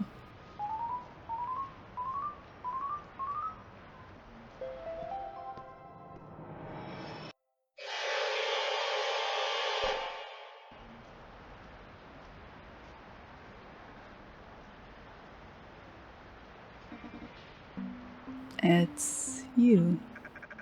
3456, were you scared? How did you manage to approach silently? My hearing is supposed to be very keen. I practiced many times before for the stealth mission. Your behavior of sneaking up on others is dangerous. I almost punched. However, even if I don't approach quietly, just seeing my face is enough to scare people. Despite how frightened that man was yesterday. Why? Well, I'm quite ugly, you see. Most people would be afraid of my face. Ugly? Both Shovel and Ash have described my expression as scary, and a face that can scare people is pretty close to being ugly. Besides, weren't you also scared of me, 3456? Even a cute white rabbit suddenly appearing in front of you can trigger a biological reflex. White rabbit? Your face is well proportioned. It's just that your ethnicity is uncommon. Huh? Is that so? If I had to say, it's a handsome face. 3456. Why are you praising me like this? Do you want something from me? Why are you so nice to me? I'm just genuinely complimenting you. After all, we're friends. 3456, can you say those words again? What are we? Friends. Are you sincere? No acting? Why would I act? Then please say it again. We're friends. One more time. This is the first time I've realized how strange you are. All right, let's go inside. Okay.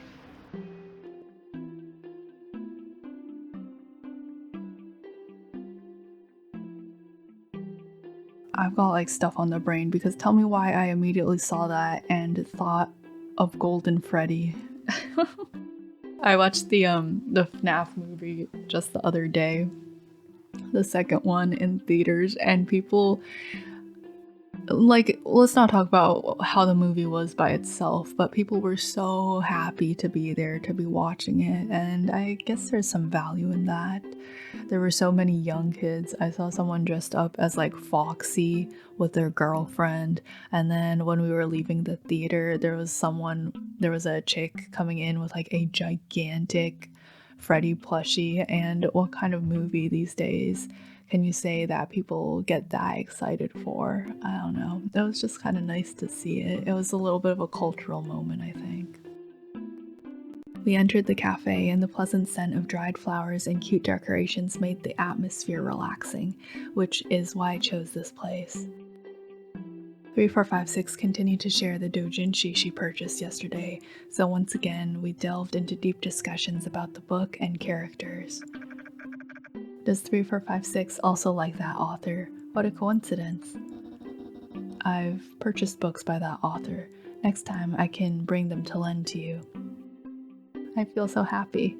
Can I have this kind of happiness? If it were Ash, he'd probably say, "How can I lend it to you? You have nothing to offer in return." But well, Ash doesn't read fanfiction anyway. 3456, I'll write you a review after I finish reading. Okay.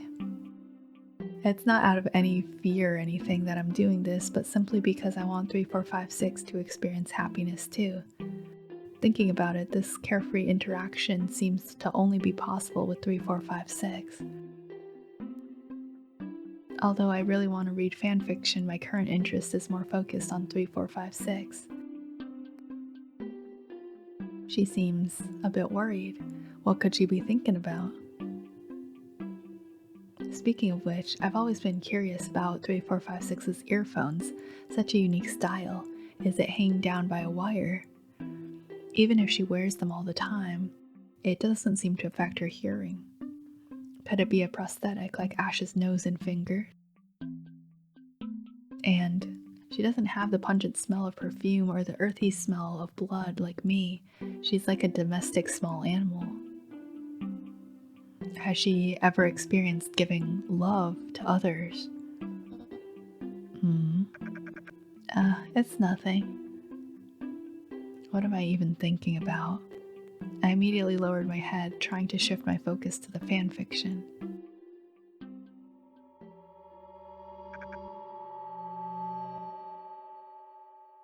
You know, Monete, it might be the blood loss. That's possible. What's wrong? I guess I'm just a little tired. Why am I feeling dizzy again? I had breakfast this morning, so could it be? I moved my arm slightly. An unbearable dull pain seemed to spread throughout my body. As expected, my sense of pain hasn't completely disappeared. Hey, your face is covered in sweat. Uh-huh. Are you really okay? Did you forget to eat again? I already ate. That's such a cute portrait. You seem off today.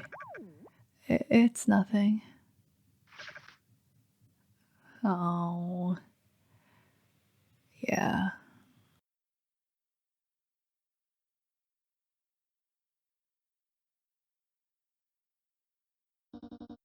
You have a fever. Listen, can you say your wifey has a built-in thermometer in her hand? Exactly. 39.6 degrees. Uh-huh. Such an accurate number. How did she do it? If you're sick, just stay home. No need to force yourself to come out. How could I do that? but the reason for the fever is probably that. Oh, my head is getting so fuzzy. Yeah, gunshot wounds, probably due to delayed treatment. Got infected and inflamed or something. How hilarious. Are you worried about me? Yes. I'm so happy she cares about me. It's okay. I want to finish reading this. Your tone of voice has become really strange. I looked at the fan fiction in my hand and started reading. At first, I could still understand it, but as time passed, I found it increasingly difficult to digest and comprehend the dialogues. Let's stop here for today. I'll take you home. Uh-huh. Home. No. I feel terrible. I realized my strength wasn't enough to support myself anymore, so I ended up slumping onto the table. Sorry, 3456. Let me rest like this for a bit. Don't fall asleep here. I don't want to go back. Then I'll take you to the hospital. No, I don't want to go to the hospital. I couldn't hear 3456's voice anymore. My vision was fading to black. After that, I could only vaguely sense being lifted up by something. It hurts. My left arm wound was touched. It hurt so much. Hello there, long-lost pain. What am I saying? My brain feels like mush. I can't really distinguish reality anymore. I started to lose track of what was happening. Half asleep, half awake, I felt like I was being carried by something. Oh, I want the CG so bad, but I don't think we're gonna get it because he's like passed out. What is it, if I had to say? Because of the hard and narrow touch, it felt like I was lying on a bumpy broom. But it's weird, even in such a dangerous state, I was firmly pinned to this broom. As if the broom had hands holding onto my legs. I see. It's the anti-fall measures for witches riding brooms. So convenient. What am I thinking? Why am I riding a broom? I can't make sense of this current situation, so I let my consciousness drift away.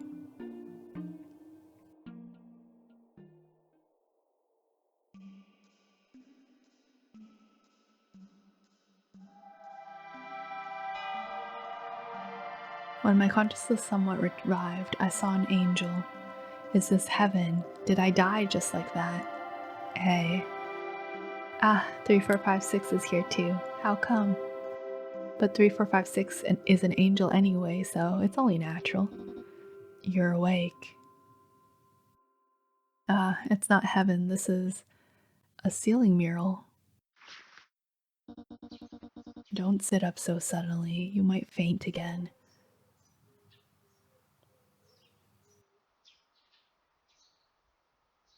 This is a hospital. The nurse gave you some medicine. How do you feel? I fainted. 6 hours. Did I really just pass out for 6 hours like that? Even when I had infections from knife wounds before, it never made me faint for so long. Let's check your temperature again. We do not have any hair. I wonder if he has the ability to grow hair. It's gone down a bit. Can she feel it with her hand? How does she do that? Sure enough, she doesn't have any smell on her. So clean. What happened with your gunshot wound? I'm asking you a question. Gunshot wound? Don't play dumb. I tried to organize my thoughts, which felt like mush due to the fever. As a member of the smoke shop, the first rule is not to disclose internal matters to outsiders. If the disclosure is discovered by Ash or the organization behind him, it would definitely lead to consequences. I don't want 3456 to suffer that fate. But coming to the hospital already violates the rules. After all, it would expose my personal information. Manette, answer me. Even if I tell you, what difference does it make? Monete, you haven't registered your ID, have you? By law, every newborn must undergo DNA registration. The nurse told me they checked your blood, but they couldn't find any records about you. I guess it's been exposed. Why is society so disrespectful of personal privacy? Monete, I want to help you, so please cooperate with me. Help me? What is she talking about? It's as if she knows my situation, but even if she does, how could she possibly help me? Forbidden books and gunshot wounds. There seems to be a problem with your environment. I've sought help from others before, and the woman under Ash's command or the owners of nearby shops. If they sympathized with me and helped, they would end up being the victims. I stopped seeking help long ago. I'm used to staying in the smoke shop. If 3456 were to provoke a conflict in Ash's territory, I can't imagine what fate she would face. Manette, I need you to tell me more information. I chose to remain silent. Hey, Manette. 3456, I appreciate your concern, but it's my own business. It has nothing to do with you. That's where you're wrong, darling. I hope I haven't ruined our relationship. Understand me a little, 3456. To avoid awkwardness, I looked out the window. It's already afternoon. 3456, the movie. Don't worry, I've already refunded your ticket. I'm sorry for intruding on your phone. The atmosphere is still tense. Why is 3456 so insistent on my affairs? Does she really care about me? Such genuine concern. Isn't it just my imagination? I'm actually quite happy, but I can't budge on matters regarding Ash and my background. 3456, since you're so curious about me, can you tell me about yourself first? What do you want to know?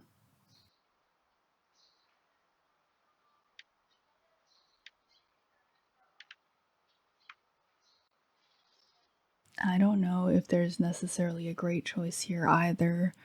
Asking about her age is very...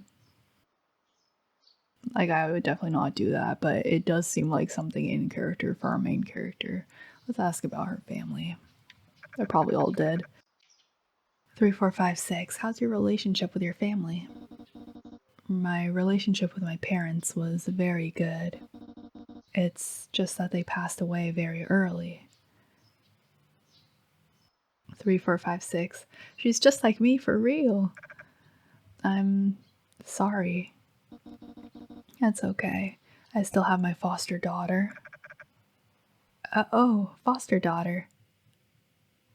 Okay, so she has a foster daughter and a foster son? A foster daughter? She's so young and already adopted a kid? But I remember you live alone? Yes, because she doesn't want to live with me. Huh? Foster daughter, isn't she a child? No, she's 16 years old. Only 1 year younger than me. Okay, so we are 17. When did you adopt her, 3456? 9 years ago. I was speechless with shock. Can't believe it. So 3456, if she adopted a child at 20, she would be nearly 30 now? A difference of 13 years or more. So the way she treats me is really like a mother, because she has a kid. Are you surprised? It's just, we've known each other for 2 years, but we know so little about each other. That's true. What's wrong? Just thinking about how little we know about each other. It occurred to me, 3456, that I only recently realized you were female. I always thought you were a man. It's ridiculous, isn't it? After 2 years of knowing each other, I still didn't know your gender and age. Well, we mostly just talk about comics. But 3456, why did you write your profile as male? Slightly altering my true information is my rule for going online. I see, but you also surprised me in a way. Huh? I thought there might be some hair under your hoodie. And no hair, I'm bald. Is it because of your ethnicity? No, I shaved it myself. When I was younger, the environment at home was quite dirty. I got lice in my hair. As I got older and had the chance to shave, I just shaved it all off. It feels refreshing and cleaner. And I don't have to worry about my hair getting grabbed in fights. I see. I seem to have an experience with lice in my hair before. Huh? Was your home environment also dirty, 3456? Because I was always busy with research and invention and forgot to clean up. My foster daughter used to tease me as a garbage generator. That's a ruthless way to put it. Although I made a cleaning robot, my hoarding tendencies aren't easy for AI to understand. So it occasionally sweeps away my cherished memories as trash. I haven't used it again. I'm actually pretty good at cleaning. 3456, if you need, I can help you clean up as a way to repay you for everything else. Are you suggesting being a part-time cleaner? Yeah, but of course it's free. That's too much trouble for you. My place is quite messy. You've taken me to Comic-Con, treated me to food, given me keychains, and even showed me fanzines. Plus, you brought me to the hospital this time. Please give me more opportunities to repay you. Indeed, if it's you, I trust you won't mistake my treasured character cards for advertising leaflets. That's great, I'm happy if I can help you. Being able to chat like this and understand each other, it really is heartwarming. I want to know more about 3456. Manate. Yes? I'm really worried about you. When the doctor was bandaging you, I saw the wounds on your body. So I still hope you can communicate more with me. 3456, do you care about me because we're friends? Of course, you're a cherished friend to me. Authentic, the love of friends. What are you laughing about? I'm talking about something serious. Sorry, but 3456, becoming friends with you is the happiest thing for me. So, I can't tell you about my situation, because if I did, you would definitely leave or even get hurt. I'm sorry I can't explain it to you. Hey, look at me. I'm really sorry. Hey, I won't do that. I'm much stronger than you think, so you don't have to worry at all. If you need help, you must ask me at any time. Do you understand? Although I know she wants me to face her, this distance, my breath is touching her face. 3456, trust your friends more. If you need help, just tell me, okay? Yeah. Oh no, my face must be completely red. Excuse me, there are some documents that need your attention at the front desk. Oh, okay. See you in a bit, Manette. Yeah. 3456 left the room. My heart wouldn't stop pounding. It's not the first time I've been around girls. Why am I blushing like this? I guess fake affection and genuine affection are incomparable. Caring from the bottom of the heart, it truly brings happiness. She's so clean, yet she doesn't seem to mind my smell of smoke and blood. Huh? A message from Shovel. Where are you? You better come back immediately. What's wrong? It's not even 6 o'clock yet, is it? Come to think of it, there's something I've been curious about since earlier. Which hospital did 3456 bring me to?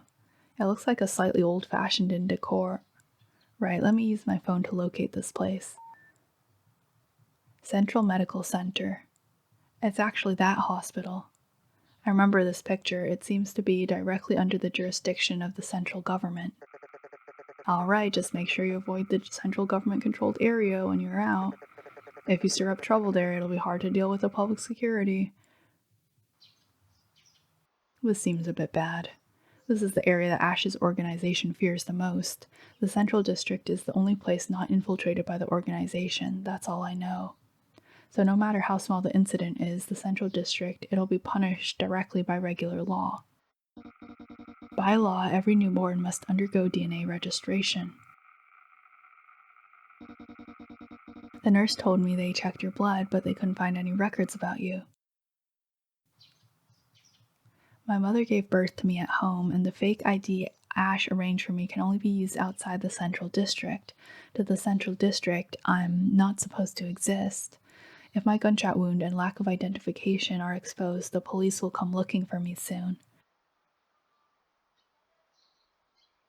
Things have gotten a bit complicated. One ironclad rule of the organization is not to be captured by the Central Police. Those involved with contraband, they'll do anything to avoid being caught by the Central Police. After all, just selling banned books is enough to get the death penalty, not to mention other goods. If Ash finds out I've come to this hospital, I'll be in big trouble. In my 9 years with the smoke shop, I've seen many people disposed of for violating the rules, and there have been a few times when I was ordered to be the executioner. I might be executed. Should I prepare to run away? But where would I go? My social circle is all people from the smoke shop. I don't have enough money, no identification. Even though 3456 said that, I absolutely cannot drag her into this mess.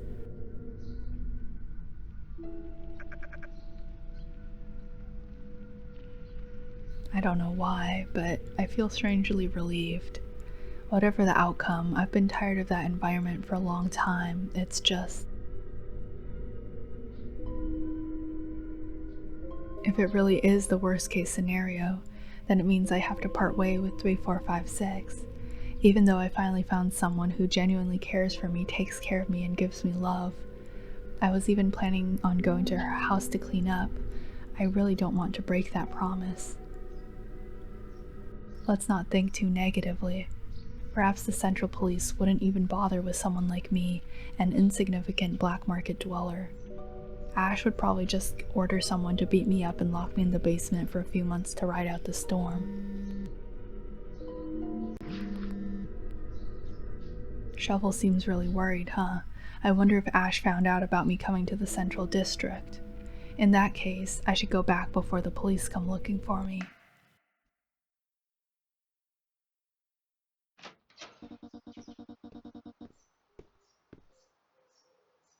Manette, are you hungry? You can get dinner at the hospital. Huh?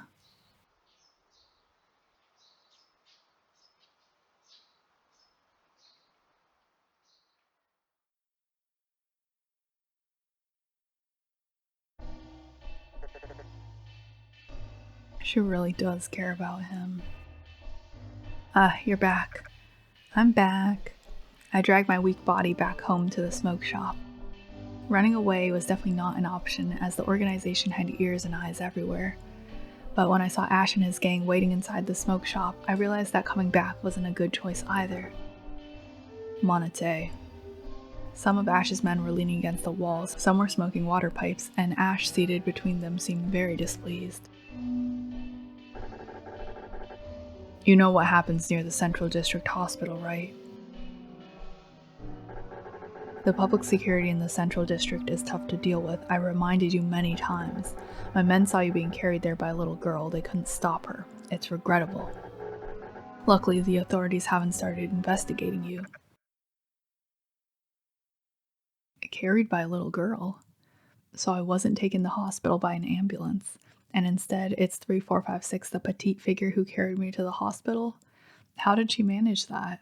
If 3456 could actually carry me on her back, I can't even imagine how strong she is. So that's how it was. Was that broomstick actually 3456? Despite being internet friends for so long, I still don't know about 3456. Hey, are you even listening? Your habit of zoning out is really annoying. Do you know what's going to happen next? The Central District Police will investigate you because you're an undocumented resident with a gunshot. Carrying a firearm is a serious crime, and they'll thoroughly investigate this place from top to bottom. They'll start tracing your past movement with surveillance even though there's none around here. They'll quickly track down this area, and it's no longer safe to stay here. Although I know it wasn't voluntary on your part, your appearance has been recorded. And unlike before, just a slight exposure to surveillance and the authorities will follow you to find me. You know how much trouble that will cause me. Despite Ash's calm tone, I could feel his impatience. That girl too, based on the reports from my men, she seems very determined to know about your background. I'll have someone investigate her background, but after that, it's none of your concern. So, 3456 got involved after all. Just to be safe, I can't let you stay here anymore. I'll make your departure quick. Hey, Shovel. Yeah? You'll take care of it. Huh? Huh? The people around chuckled at Shovel's exaggerated reaction.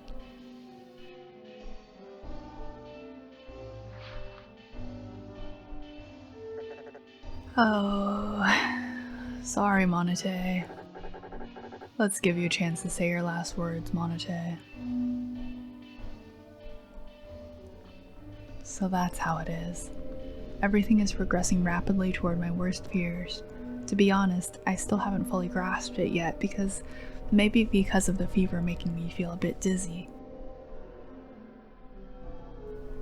Ash's men had completely surrounded me, and I was currently staring down the barrel of a gun.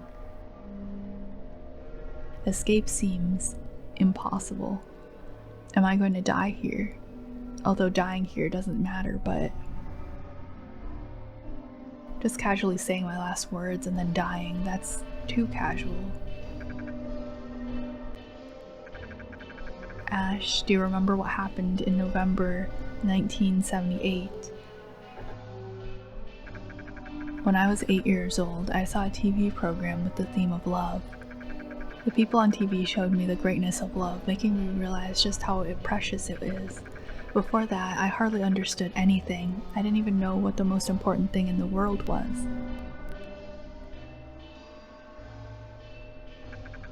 Ash, my parents were killed by you that day. You killed my parents, who could have possibly loved me. What's this? Is this your last words? Do you want to curse me before you die? You should know it was your money-borrowing, black-leaf-smoking parents who made the mistake. I was just following the rules. It's actually you who should be thanking me for sparing your life, right? So, Ash, do you love me? You, even at death's door, you're still cracking jokes. No way, your parents owed me a huge amount of money. And now you're worthless. Just a person on the Central District's radar, causing me a ton of trouble. Even if they let you go, once the police catch you, they may try to extract information from you in any way possible, even forcibly invading your memories. And I don't want to take that big of a risk for you. But I still like you a lot. You've always done what I told you, and you never caused me trouble before. You could even say you've been very obedient. So do me a favor and just disappear quietly. A naturally expected reaction. I once tried to consider this place as a home, Shovel as a brother, and Ash as a father, and I enjoyed the false affection that came with the rewards. But now, even that's gone. I guess there's no point in playing the role of the well-tamed livestock in their eyes anymore. So, Ash, since you can't continue to provide me with love, you hold no value to me either. I forcibly pushed aside the hesitating Shovel and locked my target on Ash. I swung my fist at Ash, aiming to leave a deep dent in his face, as if I wanted to exact the revenge for killing my parents, abusing me, and continuously exploiting my worth. The people around seemed stunned by my actions, and suddenly everything fell silent. After all, it's the lowest of the low, landing a punch on the highest of masters.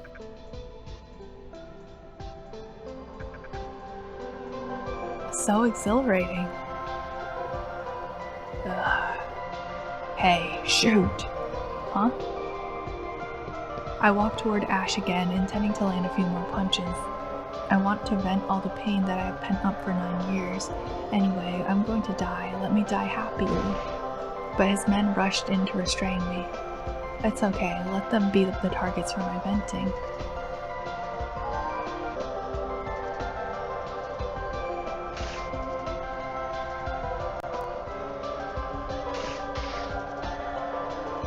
Dang it, stay still. Use the knife, stab him directly. The dagger cut into my skin, but I seized the opportunity to snatch the weapon from the attacker and used it to strike back at those who were attacking me.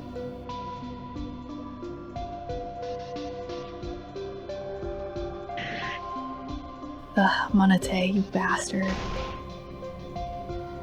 Oh, goodness.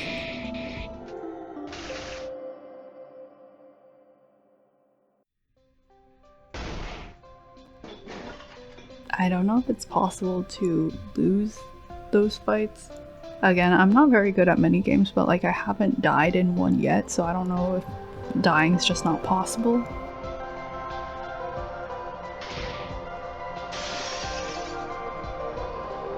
Shovel, give me the gun, you useless fool.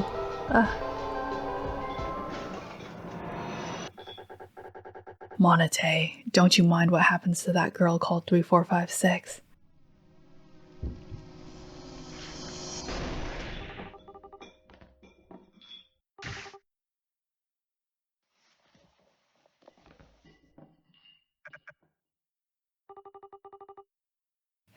This guy, difficult to deal with. What did I say? I'll make your departure quick. I've changed my mind. I want you to suffer more than death. You've hurt so many of my men. It's not just about making you suffer. That girl needs to be punished too. I'll make my men treat her nicely. You brought it upon yourself, Monate. But if you can behave yourself from now on, that little girl might suffer less. This is my last mercy. You guys knock this guy out and send him away.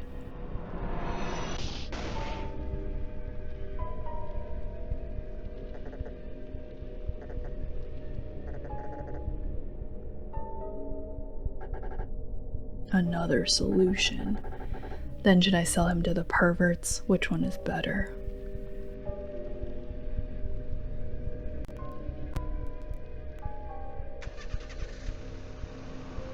When I had regained consciousness, I vaguely heard the sound of an engine starting. The hot, dark, cramped space made me unable to discern what was happening, and I felt a slight suffocation. My hand seems to be tied up.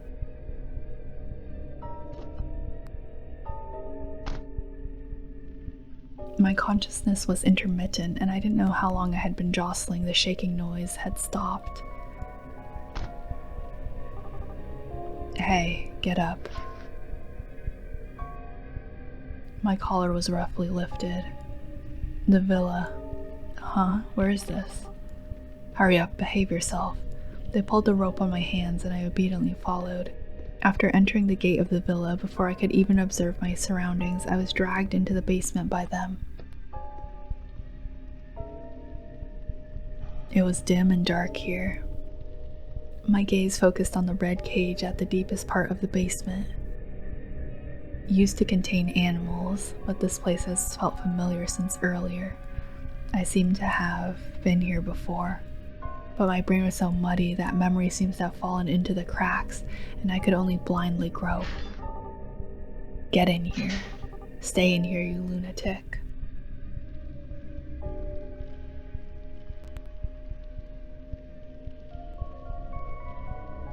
My thoughts seemed deeply sunk in the sludge, and a few bubbles that emerged in the struggle were my only remaining recognition. By the way, if you're curious, the recording is now longer than the entire previous game, and this is only chapter 1. Out of 5? And we're not even through with it yet. I think observing outside would probably be smarter, but I kind of want to just hum the Fruit Girls theme song. Is that so bad?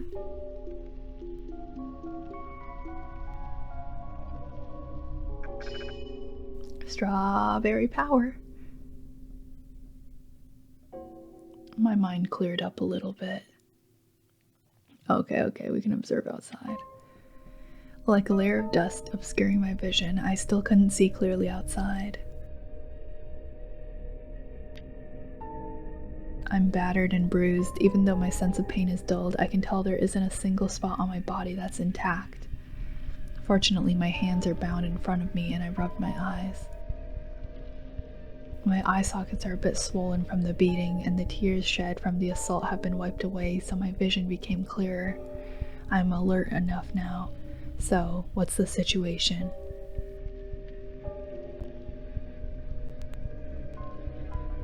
I see a few people in the dark corner of the basement. There are thugs wielding weapons and a few others dressed decently. I remember this place.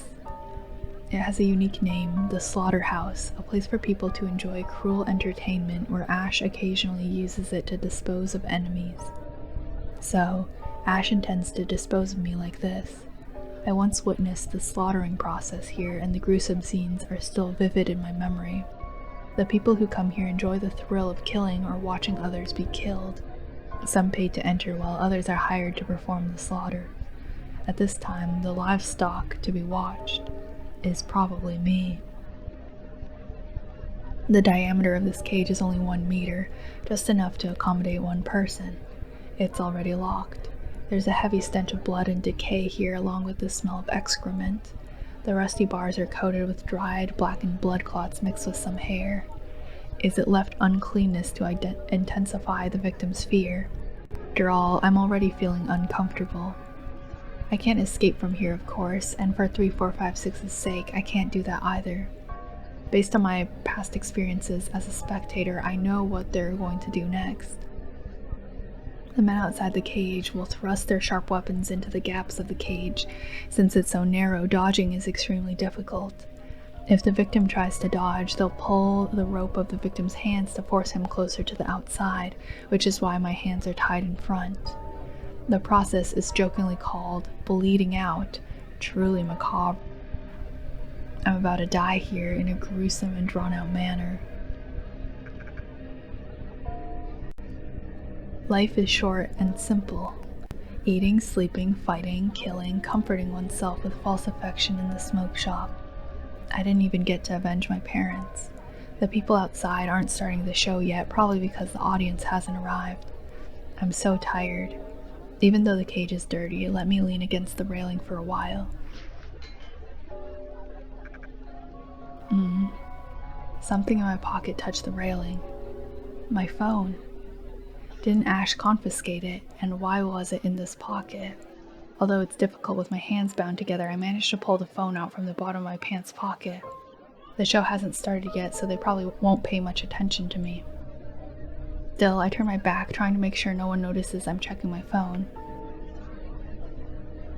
The phone is severely damaged and the screen is completely shattered. Probably from the earlier scuffle. They were pretty rough, though I fought back fiercely too. There's no signal in this basement. I was thinking about reporting it to the police. But this report would surely be intercepted by the corrupt police along the way and lead to nothing. Where did you go? If you have time, please reply to me. Monate, are you okay?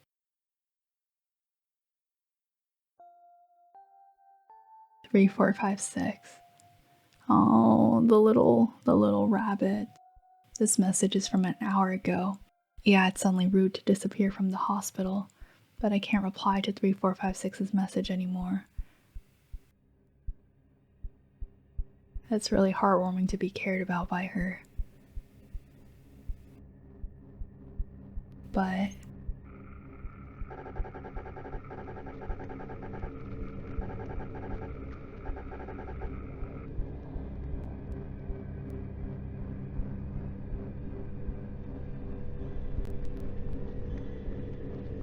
sorry, 3456.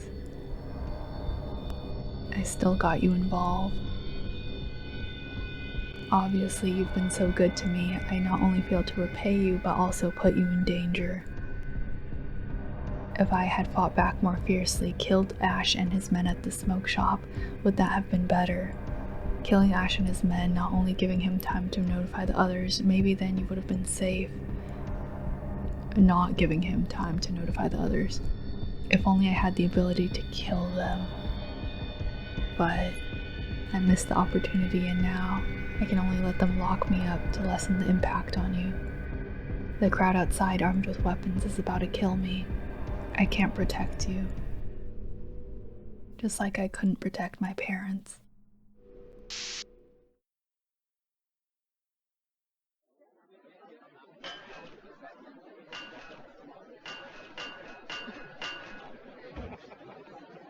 The cage is sturdy. I can't break it. I've completely lost the chance to escape from here. Please don't harm 3456. She has nothing to do with all of this. Why did I faint in the cafe? If only I hadn't gotten to see her today, none of this would have happened. I don't want to die. 3456, who I got involved with, might be in danger. I don't want to die at this moment. And I haven't spent enough time with her yet. I want to hear more of her care and praise. I want to feel more of the true love. Why condemn me to death just as I started to experience love? I'm not satisfied. There's so much more I want to talk to her about, so much more I want to do with her. We only just met yesterday. Our relationship had just begun. I have yet to experience love, haven't I?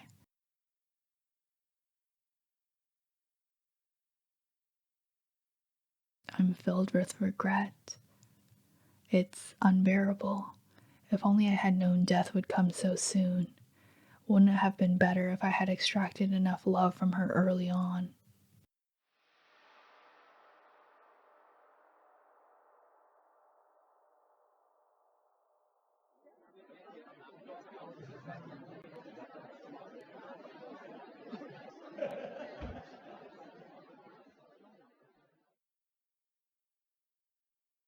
I'm despicable. To realize at the moment of death that deep down I'm not much different from those in the smoke shop. My life has truly been wretched, and as the protagonist, I'm no better.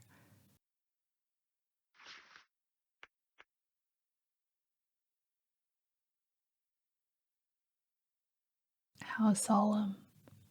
3456, don't you like taking photos? But you won't act for me, and that's just fine. Oh, he's kissing her photo. But thank you. Farewell.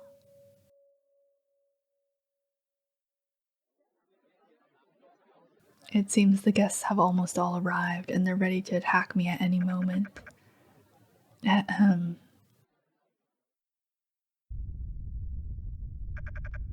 Hey, you guys. Want to have fun with me? No problem. The joy you extract from me will be the love I give you. Love is the most precious treasure in the world, so you better cherish it. And you all need to please me. Pay attention to me. I'll make sure you remember me forever, make you unable to forget me. So come on. Enjoy the slaughter feast to the fullest.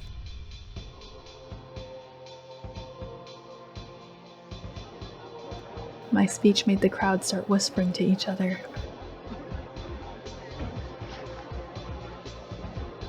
It seems my challenge has piqued their interest, and the man began picking up weapons one by one.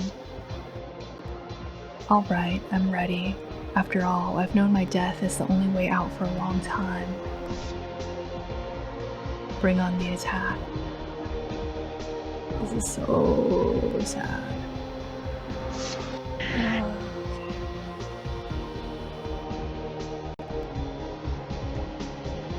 I quickly dodged as the weapon thrust toward me and managed to grab hold of it.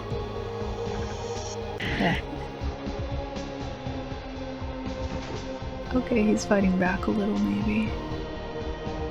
With the leverage, the spike slipped out of the man's hand and hit his chin. The pain from the skin being torn made him fall backwards onto the ground. In the brief moment of distraction amidst the crowd, I struggled to cut through the saw rope binding me with the spikes. I knew the rope was weak after all. Breaking free is just another part of the show's entertainment. Another person with a spike attacked from the side, pulling on the rope tied to my hands, which prevented me from dodging in time. However, in that moment, when he couldn't retract his hand, I used the long spike to pierce him from within the cage. I stabbed the man in the abdomen. Realizing the rope in my hand was tied tightly, I shifted my focus and began biting at the part of the lead rope. This time I successfully tore it apart.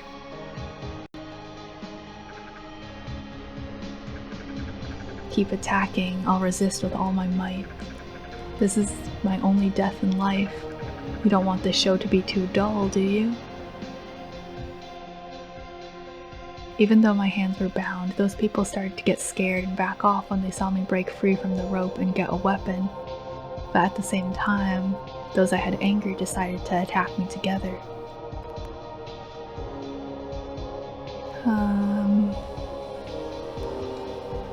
I mean, we can try. Aren't there like 10,000 people here? Oh, goodness.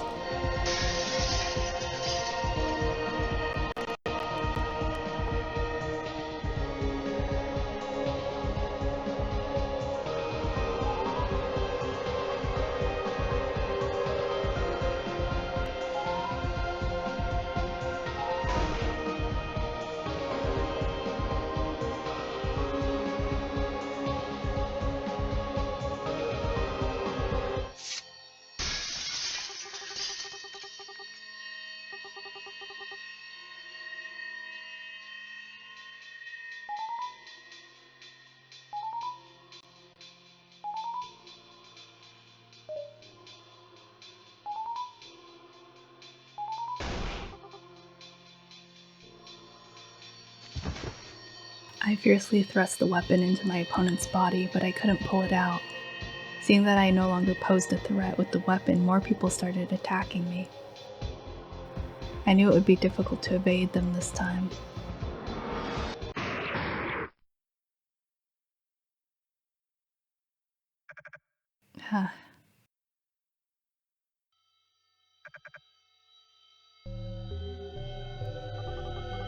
What's wrong with this guy? He doesn't feel pain. How is that possible? That guy's Ash's man, Monate. He's like this. Keep attacking him. Understood.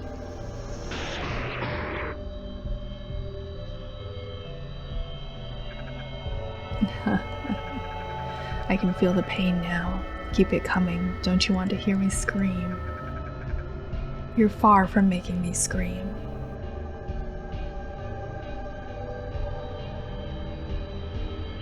I observe the expressions of those around me to derive pleasure from being the center of attention. I know they won't take my life quickly. To prolong this entertainment, attacking non-lethal areas is the unspoken rule.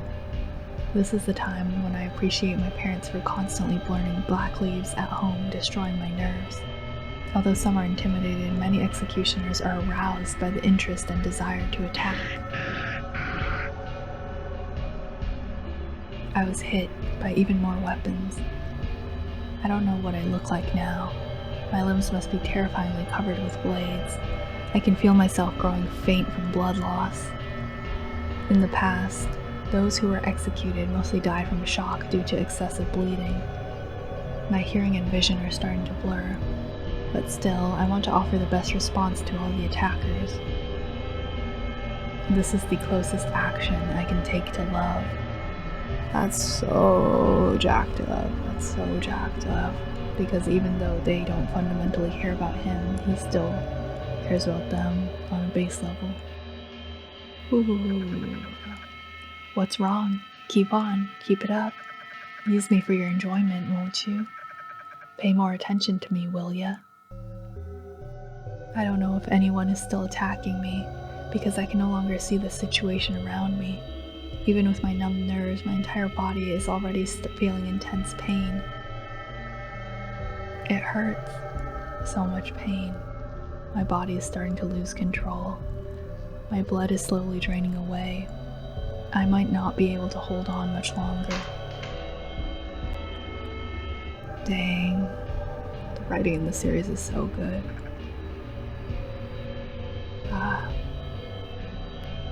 My phone. Can't reach it. The spikes are holding my body in place.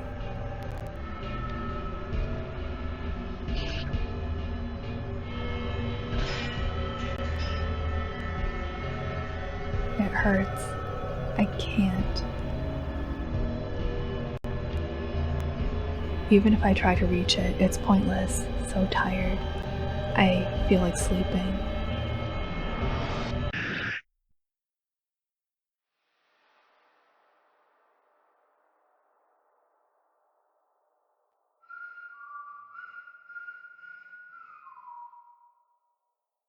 I lost consciousness in the final attack. I don't know how much time has passed. Whistling sound. It hurts all over so much. Am I still alive? The smell of disinfectant and medical supplies.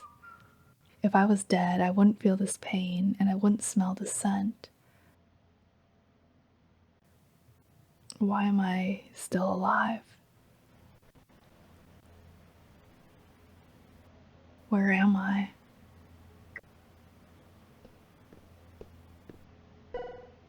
This is a new character. You're awake. Don't worry, I've already bandaged your wounds for you.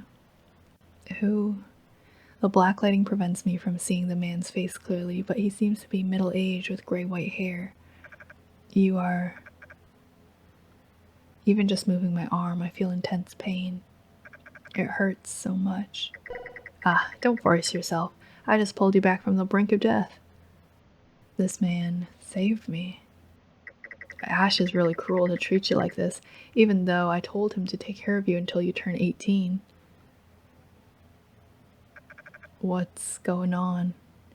Well, you might not know, but it's like this. When you were 8 years old, I wanted to buy you from Ash, but I wasn't able to at that time. Oh no. And Ash didn't want to give you to me, so I had to remit money regularly to ask him to take care of you. Remit money? Yes, otherwise he would have sold your organs long ago. How could I let him do that as such a thing as someone as precious to you? A talent. Talent? Yeah, I've had my eyes on you for a long time. So don't you worry. From now on, you'll live with me.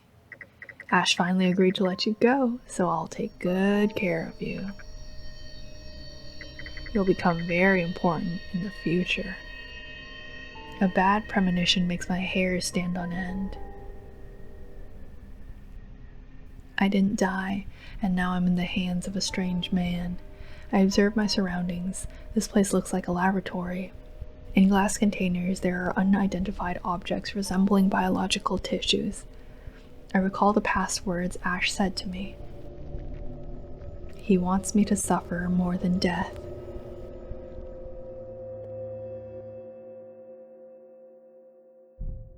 Ending, life worse than death. Okay, let me see. Hang on.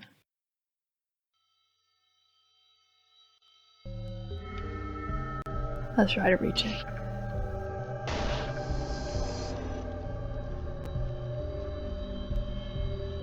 I feel the weapon tear my wounds further, but I manage to grab it.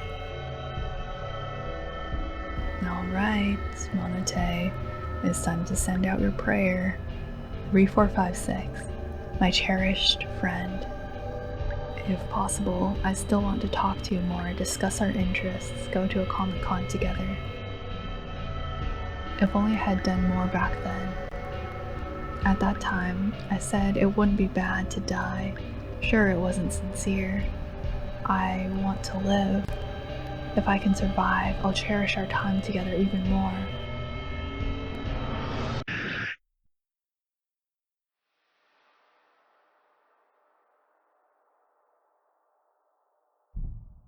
End of demo chapter 1, death.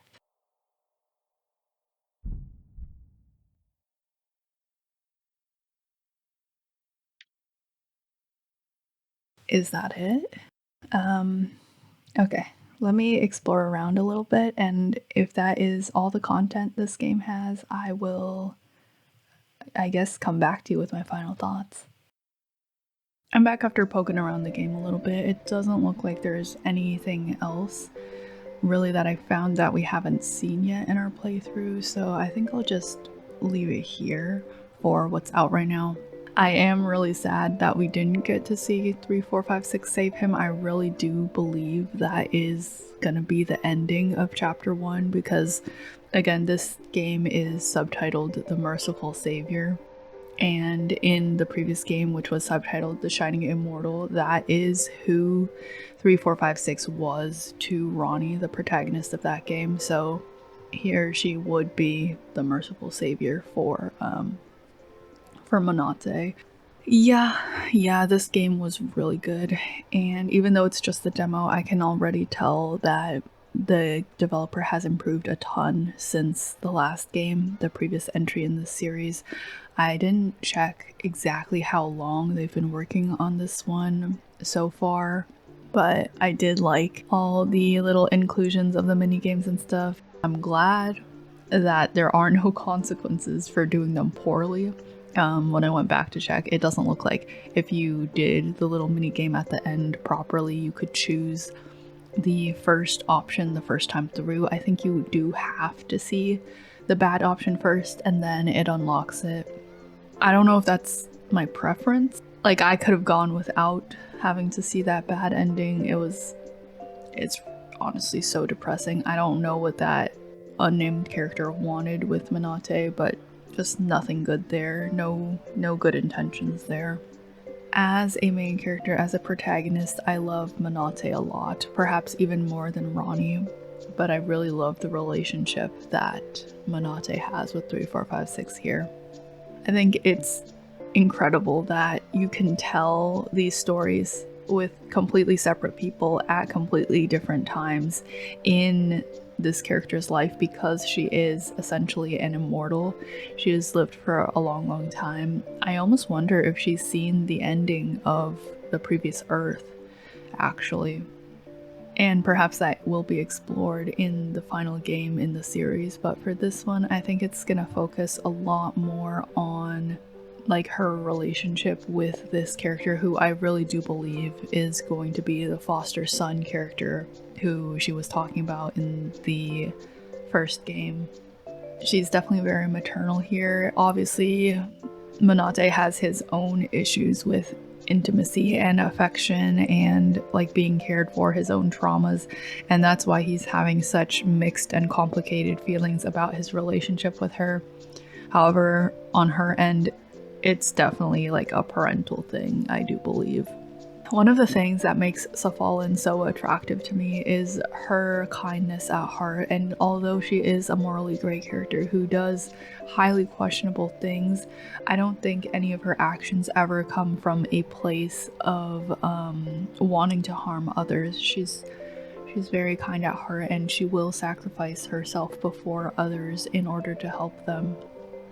And that's like not a forced thing, it's just in her nature. And the same thing here for 3456. She sees this boy who's getting hurt, she sees this boy who's writing like blog posts online about banned materials that could get him executed by the government, and she goes out of her way to give him a little warning, and she goes out of her way to care for him and stuff. The depths of love possible in those kinds of relationships stretch really deep, almost deeper in my opinion than like romantic ones, and I'm really glad that we do get to explore that here. Now, I am scared because this game is going to be so long. If 3456 comes and saves him at the end of chapter 1, what's going to be the next 4 chapters of the game, right? I'm terrified. Hopefully it's not that he needs to escape from his situation by going on like a really long and tough journey, and only at the end do they get to reunite again. I don't think it's going to be slice of life, found family type stuff for 4 additional entire chapters. But like, one can dream. That would be nice. That would be a 5 out of 5 game in my opinion, but I think the creator really does want to explore like really messed up relationships, possibly codependency.